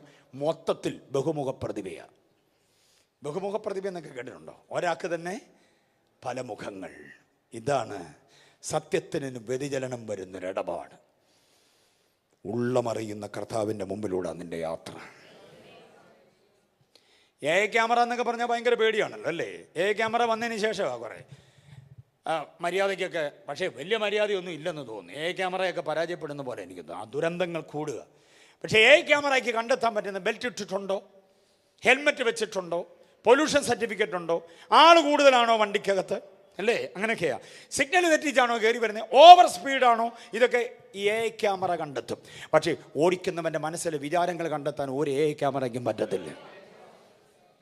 ആ വിചാരങ്ങളോടെ കണ്ടെത്തുന്നൊരു ക്യാമറ നമ്മുടെ തലയ്ക്ക് മീതെ ഉണ്ട്. സ്വന്തം സ്വരൂപത്തിലും സാദൃശ്യത്തിലും മനുഷ്യനെ സൃഷ്ടിച്ചാക്കി വെച്ചിട്ട് അവൻ്റെ ചലനങ്ങൾ അറിയുന്നൊരു ക്യാമറ കൂടെ അവനിൽ സെറ്റ് ചെയ്തിട്ടാ തമ്പുരാൻ വിട്ടത്. ആ ക്യാമറയെ നമ്മൾ ഭയപ്പെടാത്തിടത്തോളം, ആ ക്യാമറ നമ്മളെ ഒപ്പിയെടുക്കുന്നുണ്ടെന്ന് അറിയാത്തിടത്തോളം ജീവിതം അന്യാധീനപ്പെട്ടു പോകും. വിശ്വസ്തത പാലിച്ചോണം. എത്ര പേർക്ക് ബോധ്യമായി ഈ വിശ്വസ്തത? അപ്പൊ ഈ 3 കാര്യങ്ങൾ എന്തൊക്കെയാണ്? വിശ്വാസം, വിശുദ്ധി, വിശ്വസ്തത. ഇത് 3ഉം കൂടെ ഒരുമിച്ച് ചേരുന്നതിന് പറയുന്ന പേരാണ് ദ മോസ്റ്റ് ഹോളി ഫെയ്ത്ത്. അത് നമുക്ക് സൂക്ഷിക്കാൻ പറ്റണം. ഓക്കെ, 2-ാം അധ്യായം വിടുന്നു. 3-ാം അധ്യായം എന്ന് പറയുന്നത് എന്താണെന്നറിയാമോ? 3-ഉം 4-ഉം അധ്യായം. കൊലോസ്യ ലേഖനത്തിൻ്റെ 3-ാമത്തെ ചിന്ത എന്തെന്നോ പകല് എന്തായിരുന്നു? സ്നാനം, സ്നാനാനന്തര ധർമ്മകർമ്മങ്ങൾ. സ്നാനപ്പെട്ടവൻ എങ്ങനെങ്കിലും ജീവിക്കാൻ പാടില്ല. സ്നാനപ്പെട്ടവൻ ജീവിക്കേണ്ടതിനും ഉത്തരവാദിത്വങ്ങൾ നിർവഹിക്കേണ്ടതിനുമുള്ള അനുഗ്രഹീതമായ നടപടികളാണ് 3-4 അധ്യായം. ഞാനത് വേഗം പറഞ്ഞങ്ങ് വിടാം, അനുവദിച്ച സമയം തീരുകയാണ്. ഇവിടെ വായിച്ച വാക്യം നമ്മിൽ വ്യാപരിക്കുന്ന വ്യാപാര ശക്തി കൊത്തവണ്ണമെന്നാണ്. എന്നെങ്കിലും ഫോർട്ട് കൊച്ചി വഴി വരികയാണെങ്കിൽ പറയാം. അതങ്ങനെ ബാക്കി കിടക്കട്ടെ. സ്തോത്രം, പ്രൈസ് ദി ലോർഡ്, ഹല്ലേലൂയ. പിന്നെയും വിളിക്കാൻ വേണ്ടി ഒരു പണി ഒപ്പിച്ചിട്ട് പോവുകയാണെന്നാണ് ഇപ്പം നിങ്ങളുടെ ചിന്തയെന്ന് എനിക്കറിയാം. അല്ല, സമയമില്ലാത്തതുകൊണ്ടാണ്. Praise the Lord. ഓക്കെ, നിങ്ങൾക്കത് ദൈവാത്മാവ് പകർന്നു തരും. 3-ാം അധ്യായത്തിലെ ചില വാക്യങ്ങൾ ഞാൻ പറയാം. സ്നാനം എന്ന് പറയുന്നത് ക്രിസ്തുവിൻ്റെ മരണയടക്ക പുനരുത്ഥാനത്തോട് എന്തോ ചെയ്യുന്ന, ഇവിടെ ഇരിക്കുന്ന ആരെങ്കിലും ഒരാൾ സ്നാനം എന്ന് പറയുന്ന മഹത്തായ കർമ്മം, ആ കൂദാശ സാക്രമെൻറ്റിലേക്ക് വന്നിട്ടുണ്ടെങ്കിൽ ഓർത്തോണം, വന്നിട്ടില്ലെങ്കിൽ ഓർത്തോണം, എത്രയും വേഗം അതിൻ്റെ നടപടിയാകണം. ക്രിസ്തുവിൻ്റെ മരണയടക്ക പുനരുത്ഥാനത്തോട് എന്തോ ചെയ്യണം? ഏകീഭവിക്കണം. അരയ്ക്കൊപ്പം വെള്ളത്തിൽ ഇറങ്ങി നിൽക്കുന്ന അഭിഷക്തൻ്റെ അരികിലേക്ക് ഒരാൾ വെള്ളത്തിലേക്ക് ഇറങ്ങിച്ചെന്ന് അദ്ദേഹത്തിൻ്റെ മുൻഭാഗം ഭവ്യതയോടെ നിൽക്കുന്നത് കർത്താവിൻ്റെ മരണയടക്ക പുനരുത്ഥാനത്തോട് ഏകീഭവിക്കുന്ന ആ കർമ്മത്തോട് അനുകൂലപ്പെടാൻ വേണ്ടിയാണ്, അനുരൂപമാകാൻ വേണ്ടിയാണ്. അറിയാമോ നിങ്ങൾക്ക്? യേശു കാഹളം മുഴക്കി വരുമ്പോൾ കല്ലറ തുറന്ന് പുറത്ത് പുനരുത്ഥാനം പ്രാപിക്കണമെങ്കിൽ സ്നാനപ്പെട്ടേ പറ്റൂ. അതാണ് റോമാലേഖനം 6-ാം അധ്യായം 5-ാം വാക്യം. അവൻ്റെ മരണത്തിൻ്റെ സാദൃശ്യത്തോട് നിങ്ങൾ ഏകീഭവിച്ചവരായെങ്കിൽ അവൻ്റെ പുനരുത്ഥാനത്തിൻ്റെ സാദൃശ്യത്തോടും എന്തോ ചെയ്യും? അപ്പം മരണത്തിൻ്റെ സാദൃശ്യത്തോട് ഏകീഭവിക്കാത്തവർക്ക് ആർക്കും പുനരുത്ഥാനത്തിൻ്റെ സാദൃശ്യത്തോട് എന്ത് ചെയ്യാൻ പറ്റത്തില്ല. അതാണ് സ്നാനത്തെക്കുറിച്ച് ഞങ്ങൾ ഏത് യോഗത്തിലും ആധികാരികമായി പറയുന്നതിൻ്റെ കാരണം അതാ. യേശുവിൻ്റെ വരവെങ്കിൽ ഉയർത്തെഴുന്നേൽക്കണമെങ്കിൽ സ്നാനപ്പെട്ടേ പറ്റുവച്ചാ. അതെങ്ങനെ പഠനം? യേശു സ്നാനപ്പെട്ട് കാണിച്ച മാതൃക പ്രകാരം, അപ്പോസ്തലന്മാർ ചെയ്ത രീതിയിൻ പ്രകാരം, ആദിമസഭ അനുഷ്ഠിച്ച നടപടിയിൻ പ്രകാരം, അതിലുപരി വചനം എഴുതി വച്ചിരിക്കുന്നതിൻ പ്രകാരം ചെയ്തേ പറ്റൂ. അതുകൊണ്ടാണ് ദൈവദാസൻ്റെ അരികിലേക്ക് ചെല്ലുമ്പോൾ അദ്ദേഹം ചില ചോദ്യങ്ങൾ ആധികാരികമായിട്ട് ചോദിക്കും. വിശ്വസിക്കുന്നുണ്ടോ? കർത്താവ് വരുമെന്ന് വിശ്വസിക്കുന്നോ? വന്നാൽ നീ പോകുമെന്ന് വിശ്വസിക്കുന്നോ? യേശുവിൻ രക്തമാ സകല പാപത്തിന് പരിഹാരം, അങ്ങനെ പടപടപടപടാന്ന് കുറേ ചോദ്യങ്ങൾ ചോദിക്കുന്നതിനെല്ലാം ഉവ്വ് ഉവ്വ് ഉവ്വ് ഉവ്വ് എന്ന് വ്യക്തമായി മറുപടി പറയണം. മറുപടി പറഞ്ഞു കഴിയുമ്പോൾ ഒരു ചെറിയ ബ്ലെസ്സിങ് പ്രയർ നടത്തിയിട്ട്, നിന്റെ വാമൊഴിயின் പ്രകാരവും വിശുദ്ധ തിരുവെഴുത്തുകളും പ്രകാരവും ഞാൻ ഈ ജലത്തിൽ നിന്നെ പിതാവിൻ്റെയും പുത്രൻ്റെയും പരിശുദ്ധാത്മാവിൻ്റെ നാമത്തിൽ സ്നാനപ്പെടുത്തുമെന്ന് പറഞ്ഞ് പിടിച്ചൊരു ഒറ്റ മുക്കുമ്പോൾ എത്ര വണ്ണക്കാരനായാലും എത്ര പൊണ്ണക്കാരനായാലും അണിവരുടെ പോലും പുറത്ത് കാണാതെ ഞങ്ങൾ മുക്കും. മുടിനാരുടെ പോലും ജലപ്പരപ്പിൽ പൊന്തിക്കിടക്കത്തില്ല, പിടിച്ച് താക്കും. അങ്ങനെ പിടിച്ച് താക്കുന്ന വാശി തീർക്കാനല്ല. വാശി തീർക്കാനാണെങ്കിൽ താത്തു വെച്ചുകൊണ്ടിരുന്നാൽ മതിയല്ലോ, പൊക്കണ്ടല്ലോ.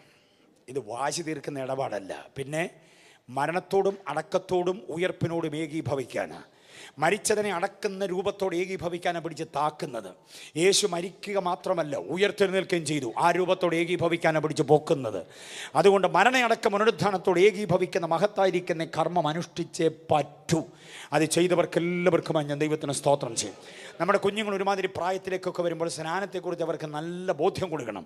അവർ തന്നെ പറയണം, ഞാൻ സ്നാനമേൽക്കാൻ പോകുന്നു എന്ന് പറയണം. പാസ്റ്റങ്ങളെ, എനിക്ക് സ്നാനം വേണമെന്ന് നമ്മുടെ കുഞ്ഞുങ്ങൾ പറയത്തക്ക നിലയിൽ സൺഡേ സ്കൂൾ സിലബസ് അടക്കം അതങ്ങനെ ക്രമീകരിക്കണം. ഉപദേശം, സക്കായി മരത്തെ കയറിയ കാര്യം മാത്രം സൺഡേ സ്കൂളിൽ പഠിപ്പിച്ചിട്ട് കാര്യമില്ല. ഉപദേശം പഠിപ്പിക്കണം കുഞ്ഞുങ്ങളെ. മാനസാന്തരം, സ്നാനം, സ്നാനാനന്തര ജീവിതം, രക്ഷാനന്തര ജീവിതം, നീതീകരണം, ഏകീകരണം, മഹത്വീകരണം, ഇങ്ങനെയുള്ള വിഷയങ്ങളൊക്കെ അവരെ നന്നായി പഠിപ്പിക്കണം. അവർക്ക് തന്നെ പറയാൻ കഴിയണം, ഞാൻ സ്നാനപ്പെടാൻ ആഗ്രഹിക്കുന്നു. മനസ്സിലായില്ല? അതിൻ്റെ ആവശ്യകത അവർക്ക് ബോധ്യമാകണം. ഇനി സ്നാനപ്പെട്ടാൽ മാത്രം പോരാ, സ്നാനാനന്തര ജീവിതം. സഭകളിലൊക്കെ ഒരു അനൗൺസ്മെൻറ്റ് കേട്ടിട്ടുണ്ട്, നാളെ 10 മണിക്ക് സ്നാനമുണ്ട്. സ്നാനത്തിന് പേര് തന്നവരെല്ലാം 8 മണിക്ക് ഹോളിലെത്തണം. എന്തിനാ 10 മണിക്ക് സ്നാനമെങ്കിൽ 8 മണിക്ക് വരുന്നത് എന്തിനാ? അതറിയത്തില്ലേ?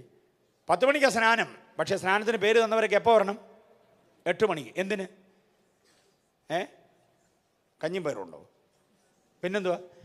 സ്നാനത്തെക്കുറിച്ചൊരു ക്ലാസ് ഉണ്ട്, അതിനാണ്. ആ ക്ലാസ് കഴിഞ്ഞിട്ടാണ് ഇവരെ കുളത്തിലേക്ക് നമ്മൾ കൊണ്ടുപോകുന്നത്, അല്ലേ? പ്രൈസ് ജയൻ ജയ ഹല്ലേലൂയ പാടി കുളത്തിലേക്ക് നമ്മൾ ജാഥയായിട്ട് പോവുക, ക്ലാസ് കഴിഞ്ഞിട്ടാണ്.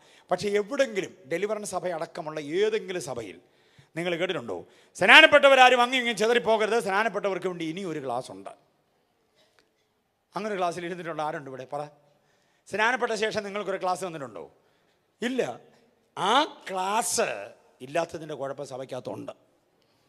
ആ ക്ലാസ്സിനുള്ള സിലബസാണ് റോമാലേഖനം 6-ാം അധ്യായവും കൊലോസ്യ ലേഖനം 3-4 അധ്യായവും. 3 അധ്യായങ്ങളാണ്.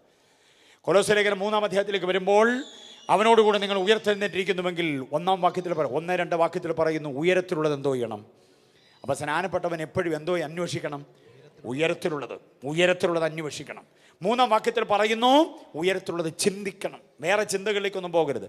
ഇംഗ്ലീഷ് ബൈബിളിൽ പറയുന്നത് എന്താണെന്നറിയാമോ? Set your mind on Christ. സ്നാനപ്പെട്ടവൻ്റെ മനസ്സ് ആരിൽ കേന്ദ്രീകരിക്കണം? ക്രിസ്തുവിൽ മാത്രം, ലോകത്തിലൊന്നും ആകരുത്. സ്നാനപ്പെട്ടവൻ്റെ മനസ്സ് ക്രിസ്തുവിൻ്റെ മനസ്സാകണം. അതാ സ്നാനാനന്തര ജീവിതം. അങ്ങനെ വരുമ്പോൾ കുശുമ്പ, കുന്നായ്മ, ഈർഷ്യ, പക, പിണക്കം, ദാർഷ്ട്യം, ധിക്കാരം, താൻപൂരിമയും ഒന്നും ഉണ്ടാകത്തില്ല. കാരണം നമ്മുടെ മനസ്സ് ആരുടെ മനസ്സായി? ക്രിസ്തുവിൻ്റെ മനസ്സ്. ക്രിസ്തുവിൻ്റെ മനസ്സിനകത്ത് സഹനം, ത്യാഗം, സ്നേഹം, വിശുദ്ധി, വിശ്വസ്തത, കണ്ടോ, വിവേകം അടക്കമുള്ള കാര്യങ്ങളാണ്. അപ്പോൾ ക്രിസ്തുവിൻ്റെ മനസ്സായി നമ്മൾ പരിണമിക്കുകയാണ്. അതാ 3-ാം വാക്യം. 5-ാം വാക്യത്തിൽ പറയുന്നു, ദുർനടപ്പടക്കമുള്ള സകല ജഡത്തിൻ്റെ അവയവങ്ങളെയും എന്തോ ചെയ്യണം? മരിപ്പിക്കണം. സ്നാനപ്പെട്ടവൻ മരിപ്പിക്കേണ്ടതിനെ മരിപ്പിച്ചേ പറ്റൂ. ദുർനടപ്പ് വിവരിക്കാൻ നേരമില്ല. ദുർനടപ്പെന്നൊക്കെ പറഞ്ഞാൽ എന്താണെന്നറിയാം? മലയാളത്തിൽ ദുർനടപ്പെന്ന പദത്തിൻ്റെ കുഞ്ഞുങ്ങളൊക്കെ ഉള്ളത് കൊണ്ട് അങ്ങനെ തുറന്ന് പറയാൻ പറ്റില്ല, എങ്കിലും പറയാതിരിക്കാൻ നിർവാഹമില്ല. കേട്ടോണം, ദുർനടപ്പെന്ന മലയാള പദം ബൈബിളിൽ പലയിടത്ത് വായിക്കുന്നുണ്ട്. ദുർനടപ്പെന്ന് പറഞ്ഞാൽ 2 പദങ്ങൾ ഒരുമിച്ച് വാരി നിറച്ചിരിക്കുന്ന ഒരു ഒറ്റ പദമാണ്, സംയുക്ത പദമാണ്. ഒന്ന് ഫോർണിക്കേഷൻ, 2 അഡൾട്ടറി. ഫോർണിക്കേഷൻ എന്ന് പറഞ്ഞാൽ പരസംഗം, അഡൾട്ടറി എന്ന് പറഞ്ഞാൽ വ്യഭിചാരം. പരസംഗവും വ്യഭിചാരവും കൂടെ ഒരുമിച്ച് ചേർത്ത് പറയുന്ന ഒരു ഒറ്റ പദമാണേത്? ദുർനടപ്പെന്ന് പറയുന്നത്. ഇത് എന്താ? ഇത് രണ്ടും തമ്മിലുള്ള വ്യത്യാസം എന്താ? യൂത്ത്സ് ശ്രദ്ധിക്കാൻ വേണ്ടി പറയാം. ഇത് തമ്മിലുള്ള വ്യത്യാസം എന്താ? വ്യഭിചാരം എന്ന് പറഞ്ഞാൽ എന്താ? പരസംഗം എന്ന് പറഞ്ഞാൽ എന്താ? രണ്ടും രണ്ടാണ്. 2 അവസ്ഥയിലുള്ള പാപമാണ്, 2 ലൈംഗിക പാപമാണ്. അതിൽ ദുർനടപ്പ് എന്ന് പറയുന്ന ഈ ഒരൊറ്റ പദത്തിൽ 2 പദങ്ങൾ. അതിൽ ഒന്നാമത്തേതാണ് വ്യഭിചാരം. വ്യഭിചാരം എന്ന് പറഞ്ഞാൽ വിവാഹിതരായ പ്രിയപ്പെട്ടവർ, ദമ്പതികൾ, ഭാര്യയും ഭർത്താവുമായവർ, ഭർത്താവ് അറിയാതെ ഭാര്യയോ ഭാര്യ അറിയാതെ ഭർത്താവോ അബദ്ധസഞ്ചാരം ചെയ്താൽ അതിനെന്തോ വിളിക്കാം? വ്യഭിചാരം. പരസ്ത്രീഗമനം, പരപുരുഷഗമനം, ഇതാണ് വ്യഭിചാരം. മരണം നമ്മെ വേർപിരിക്കുന്ന നാൾ വരെ എന്ന് പറഞ്ഞ് നമ്മൾ കൂടിയതാണ്. പക്ഷെ അതിനിടയ്ക്ക് അബദ്ധസഞ്ചാരം ചെയ്താൽ അതിനെ എന്തോ വിളിക്കാം? വ്യഭിചാരം.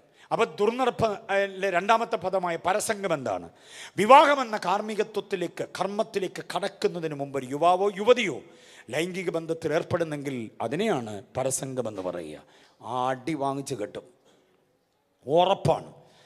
ഭോഗാലസ ജീവിതത്തിൻ്റെ തിരത്തള്ളലിൽ എൻ്റെ വിവാഹം കഴിഞ്ഞിട്ടില്ല, ഞാൻ ഏതോ ദൈവമൊരുക്കുന്നൊരു പുരുഷന് വേണ്ടിയുള്ളതാണ്, ഞാൻ ഏതോ ഒരു പെൺകുട്ടിക്ക് വേണ്ടിയുള്ള ഭർത്താവാണ് എന്ന ബോധമില്ലാതെ ഒരു യുവാവോ യുവതിയോ കാലത്തിൻ്റെ വല്ലാത്തതായിരിക്കുന്ന ആഘോഷവേളകളിൽ ആമോദത്തിൽ, ആനന്ദത്തിൽ, ആഹ്ലാദത്തിൽ, ആഘോഷത്തിൽ പെട്ടുപോയിട്ട് ശരീരത്തെ തിന്മയ്ക്ക് സമർപ്പിച്ചാൽ അതിനെയാണ് പരസംഗമെന്ന് പറയുക. രണ്ടിനും തല്ലു വാങ്ങിക്കും. മനസ്സിലാകുന്നുണ്ടോ? അതുകൊണ്ട് ദുർനടപ്പടക്കമുള്ള അവയവ വ്യവസ്ഥിതികളെ എന്തോ ചെയ്യണം? സ്നാനപ്പെട്ടവൻ മരിപ്പിക്കണം. സ്നാനാനന്തരം ഇങ്ങനെയുള്ള ഒരു അഡ്ഡപാടിനും പോകരുത്. ജീവിതത്തെ വിശുദ്ധമായി കാത്തുകൊള്ളണം. മനസ്സിലായില്ലേ? അടുത്തത് 8-ാം വാക്യം, വിട്ടുകളയണമെന്ന് പറയുന്നുണ്ട്. 8-ാം വാക്യത്തിൽ പല കാര്യങ്ങൾ, 3-ന്റെ 8 പറയുന്നത്. വിട്ടുകളയേണ്ടതിനെല്ലാം എന്തോ ചെയ്യണം? സ്നാനപ്പെട്ട് പൊങ്ങി കയറി വന്നവൻ വീണ്ടും പലതിനെയും കൂടെ ചേർത്ത് വെച്ചുകൊണ്ട് പോകരുത്, വിട്ടുകളയണം. 9-ാം വാക്യത്തിൽ പറയുന്നു പഴയ മനുഷ്യനെ എന്തോ ചെയ്യണം? ഉരിഞ്ഞു കളയണം. 10-ാം വാക്യത്തിൽ പറയുന്നു പുതിയ മനുഷ്യനെ എന്തോ ചെയ്യണം? ധരിക്കണം. അപ്പം സ്നാനപ്പെട്ട് താഴോട്ട് പിടിച്ച് മുക്കിയത് പഴയ മനുഷ്യനെയാ, പൊക്കിക്കൊണ്ട് വന്നത് പുതിയ മനുഷ്യനെയാ. കണ്ടോ മാറ്റം? കണ്ടോ? അതാണ് സ്നാനാനന്തര ജീവിതം. അടുത്തത് കേട്ടോണം, അതിൻ്റെ 13-ാം വാക്യം, ക്രിസ്തു ക്ഷമിച്ചതുപോലെ എന്തോ ചെയ്യണം? അപ്പം സ്നാനപ്പെട്ടവൻ ക്ഷമിക്കുന്നതിൽ മുൻപനാകണം. സ്നാനപ്പെട്ടവൾ ക്ഷമിക്കണം. ക്ഷമ ആരെ പോലെ ക്ഷമിക്കണമെന്നാണ് 13 പറയുന്നത്? കർത്താവ് നിങ്ങളോട് ക്ഷമിച്ചതുപോലെ. ഓ, കർത്താവിൻ്റെ ക്ഷമയെക്കുറിച്ചൊക്കെ പഠിക്കാൻ നേരമില്ലല്ലോ. കർത്താവിൻ്റെ ക്ഷമ. മോനെ, കുരിശിൽ എത്ര മൊഴിയുണ്ട്? പെട്ടെന്ന് പറ. കുരിശിൽ എത്ര മൊഴിയുണ്ട്? കുരിശിൽ എത്ര മൊഴിയാ? ചെവിക്ക് പിടിക്കും ഞാൻ, തൊട്ടടുത്തായിരിക്കുന്നത്. എത്ര മൊഴിയുണ്ട് കുരിശിൽ? 7 മൊഴി. അതിൽ 1-ാമത്തെ മൊഴി ഏതാ? നാണ്ട കിടക്കുന്നു. 7 മൊഴിയുണ്ടെന്ന് പറയാൻ പെട്ട പാട് നമുക്കേ അറിയത്തുള്ളൂ. പിന്നെ 1-ാമത്തെ മൊഴി, കുരിശിൽ 7 മൊഴിയാ. 1-ാമത്തെ മൊഴി, ഇവർ ചെയ്യുന്ന എന്തെന്ന് അറിയായികയാൽ ഇവരോട് എന്തോ ചെയ്യണേ? അപ്പോൾ 7 മൊഴി. അതിൻ്റെ പ്രസക്തി എന്താണെന്ന് ഞാൻ പറയാം. തലേദിവസം പിടിക്കപ്പെട്ട യേശു വെള്ളം കുടിച്ചിട്ടില്ല, ഭക്ഷണം കഴിച്ചിട്ടില്ല, വിശ്രമിച്ചിട്ടില്ല. അറിയാമോ? ക്ഷീണിതനാ. ഗത്സമനയുടെ പച്ചമണ്ണവൻ്റെ ശരീരത്തിൻ്റെ ജലാംശം മുഴുവനും വലിച്ചു കുടിച്ചിട്ടുണ്ട്. വിയർപ്പ് ഭയങ്കര ചോരത്തുള്ളി പോലെയായി. അത് കഴിഞ്ഞ് ഉണ്ടാക്കിയ മുറിവുകളിലൂടെ രക്തം വാർന്നു പോയിട്ടുണ്ട്. അപ്പം ജലവും രക്തവും കൂടെ ശരീരത്തിൽ നിന്ന് വാർന്നു പോയാൽ നേരെ നിൽക്കാൻ പറ്റത്തില്ല. ക്ഷീണിച്ച് അവശന, വിവശന, വല്ലാത്തൊരു. അത് തന്നേക്കാൾ 3 മടങ്ങ് ഭാരമുള്ള തടിക്കുരിശും ചുമന്നുകൊണ്ടാ പോകേണ്ടത് ഗബ്ബഥ മുതൽ ഗോൽഗോഥ വരെ. 2 മൈൽ ദൂരമാണ്. വീണുമെഴുന്നേറ്റും പോയത്. ശരീരത്തിൽ രക്തമില്ല, ശരീരത്തിൽ ജലാംശമില്ല. അങ്ങനെയുള്ളൊരു വ്യക്തി മരക്കുരിശോട് ചേർത്ത് വെച്ച് 3 ആണിയിൽ തൂക്കപ്പെട്ട് പാറയിൽ വെട്ടിയ കുഴിയിലേക്ക് എടുത്തെറിഞ്ഞ് ഉറപ്പിക്കുമ്പോൾ നമ്മൾ ആരെങ്കിലും ആണെങ്കിൽ ആദ്യം പറയുന്ന വാചകം എനിക്ക് ദാഹിക്കുന്നേ എന്നാണ്. കാരണം ക്ഷീണം അത്രയ്ക്കാണ്.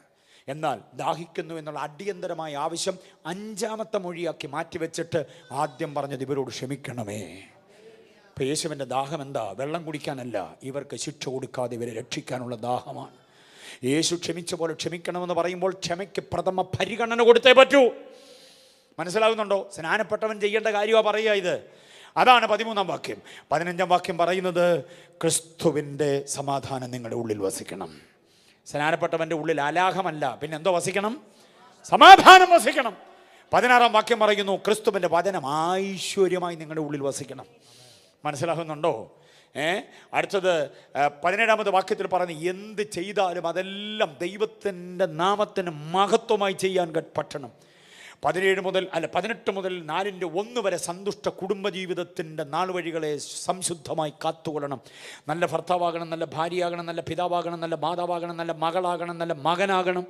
കണ്ടോ? നല്ല ദാസനാകണം, നല്ല ദാസിയാകണം, നല്ല യജമാനനാകണം, നല്ല യജമാനത്തിയാകണം. ഓ, എത്ര കൂട്ടം കാര്യങ്ങളാണ് 4-ാം അധ്യായം 1 വരെ പറയുന്നത്. 4-ന്റെ 5-6 പറയുന്നത് എന്താണ്? 5-ാം വാക്യം പറയുന്നു സമയം തക്കത്തിൽ എന്തോ ഇതോണം ഉപയോഗിച്ചു കൊള്ളണം. 6-ാം വാക്യത്തിൽ പറയുന്നു കൃപയോടുകൂടി ഇത് മുപ്പിനാൽ രുചി വരുത്തിയതുമായ വാക്കുകൾ സംസാരിക്കും. സ്നാനപ്പെട്ടവൻ ഇതെല്ലാം ചെയ്തേ പറ്റുള്ളൂ. അല്ലാതെ ഞാൻ പെട്ടെന്ന് പറഞ്ഞ് നടന്നിട്ട് കാര്യമില്ല. സ്നാനാനന്തര ജീവിതത്തിൻ്റെ കർമ്മങ്ങൾ ഇതൊക്കെയാണ്. ഒരെണ്ണം മാത്രം പറയാം. വായിൽ നിന്ന് ഉതിർന്നു വീഴുന്ന വാക്കുകൾ ദൈവത്തിന് പ്രസാദമാകണം. സ്നാനപ്പെട്ടവൻ്റെ നാവിൽ നിന്ന് അരുതരുതാത്തതൊന്നും വരരുത്. ക്ഷമയുടെ, സഹനത്തിൻ്റെ, അംഗീകരണത്തിൻ്റെ, കണ്ടോ, ആദരത്തിൻ്റെ ഒക്കെ വാക്കുകളെ പറയാവൂ. അവരെന്നെ ഇകഴ്ത്തുന്നതൊന്നും പറയരുത്. ഭർത്താവിനോട് സംസാരിക്കുമ്പോഴും, ഭാര്യയോട് സംസാരിക്കുമ്പോഴും, മാതാപിതാക്കളോട് സംസാരിക്കുമ്പോഴും, മക്കളോട് സംസാരിക്കുമ്പോഴും, കൂട്ടുവിശ്വാസികൾ പരസ്പരം സംസാരിക്കുമ്പോഴും ദാർഢ്യത്തിൻ്റെ വാക്കുകൾ പറയരുത്. ഒറ്റ ഉദാഹരണം പറഞ്ഞ് നിർത്താം.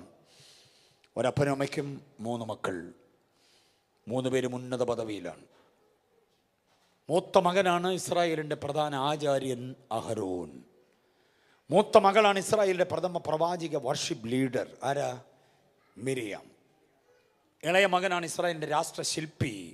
മിസ്രൈം മുതൽ ഖനാൻ വരെ ദൈവം വഴിപഠിപ്പിച്ചു കൊടുത്തവൻ. ആരാ? മോശ. 3 പേരും ഒരപ്പൻ്റെ അമ്മയുടെ മക്കളാണ്. എന്നെ ഭാഗ്യം നോക്കി.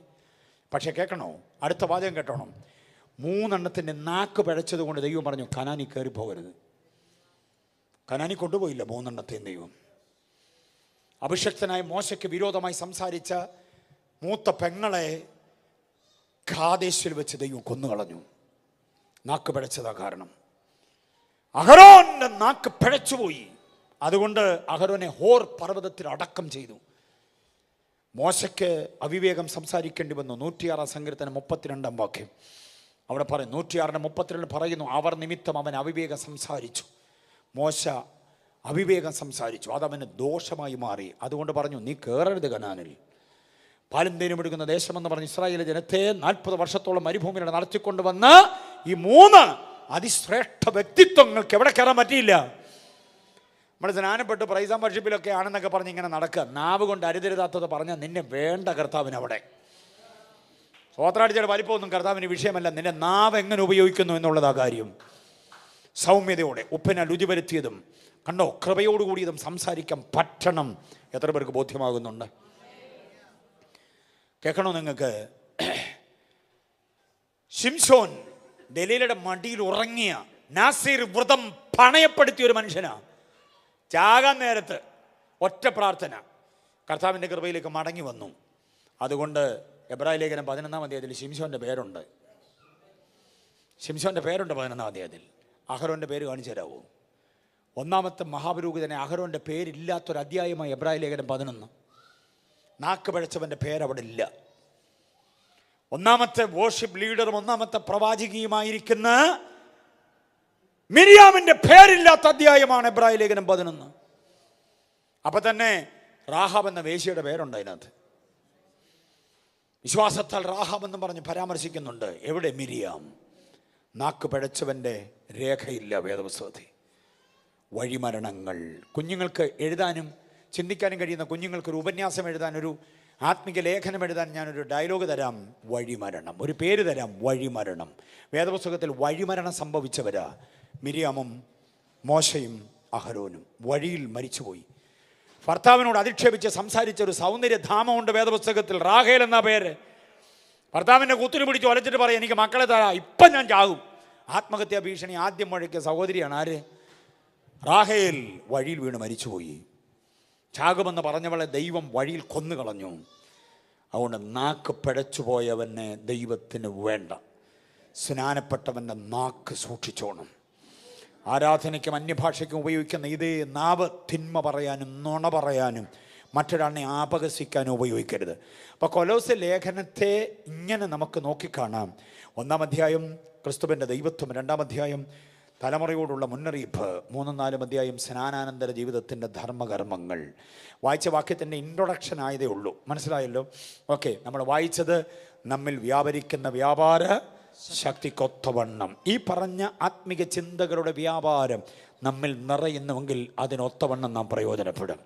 അരുതരുതാത്തതൊന്നും നമ്മിൽ വ്യാപരിക്കാൻ പാടില്ല.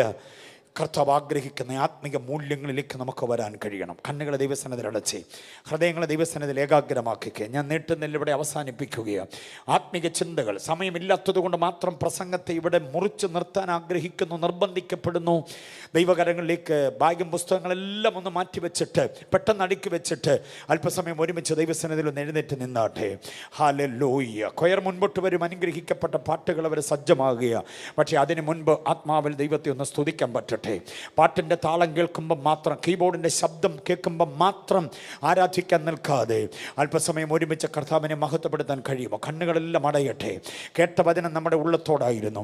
ആരും നിന്നെ ചതിക്കാതിരിക്കേണ്ടതിന് മോളെ കാത്തുകൊള്ളണം. മോനെ, നീ നിന്നെ തന്നെ സൂക്ഷിക്കണം. ഇന്ന് രാത്രിയിലെ ദൂത് എന്നോടായിരുന്നു. ഞാൻ ആഗ്രഹിച്ച ചില ആലോചനകളായി എന്നെ കേൾപ്പിച്ചതെന്ന് ബോധ്യമുള്ളവർ അല്പസമയം ഒരുമിച്ച് കരമടിച്ച് കർത്താവിനെ ഒന്ന് ആരാധിച്ച് തുടങ്ങിക്കേ. അല്പസമയം ഒരുമിച്ച് കർത്താവിനെ ഒന്ന് മഹത്വപ്പെടുത്തിക്കേ.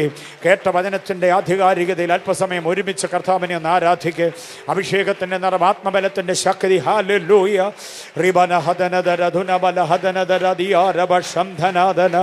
വിട്ടുകൊടുക്കരുത് പിശാചിന്, വിട്ടുകൊടുക്കരുത് തിന്മയുടെ നിയോഗങ്ങൾക്ക്. നിന്റെ ശരീരം, നിന്റെ അവയവ വ്യവസ്ഥിതികൾ, നിന്റെ സൗന്ദര്യം, നിന്റെ സ്മാർട്ട്നെസ് ഒക്കെ കർത്താവ് തന്ന കൃപയാ, കൃപയാ, കൃപയാ. അത് ആരുടെയും മുമ്പിൽ പണയപ്പെടുത്തരുത്. അത് ശത്രുവിൻ്റെ നിയോഗങ്ങൾക്ക് മുമ്പിൽ വിട്ടുകൊടുക്കരുത്. ഓ, വിശ്വസ്തമായി നിലകൊള്ളാനിടയാകണം അഭിഷേകത്തിന്റെ നിറവോടെ. ഓ ഹല്ലേലൂയ, ഹല്ലേലൂയ, ഹല്ലേലൂയ. വിശുദ്ധിയുടെ തികവോടെ നിൽക്കാനിടയാകണം. വിശുദ്ധിയുടെ വല്ലഭത്വത്തോടെ നിൽക്കാനിടയാകണം. ഹല്ലേലൂയ. ശക്തിയോടെ കർത്താവിനെ സ്തുതിച്ചാട്ടെ. ഇന്ന് രാത്രിയിൽ ഇവിടെ വന്നു ചേർന്നിട്ടുള്ള എല്ലാവരെയും പിതാവിന്റെ പുത്രന്റെ പരിശുദ്ധാത്മാവിന്റെ നാമത്തിൽ ബ്ലസ് ചെയ്യുകയാ. പെൺകുഞ്ഞുങ്ങളെയും ആൺകുഞ്ഞുങ്ങളെയും ബ്ലസ് ചെയ്യുകയാ. നിങ്ങളുടെ വിദ്യാഭ്യാസത്തിന് മേൽ ദൈവത്തിന്റെ കൃപ വ്യാപരിക്കപ്പെടുകയാ. ഉന്നതമായ വിജയത്തിലേക്ക് ദൈവം നടത്തുകയാണ്.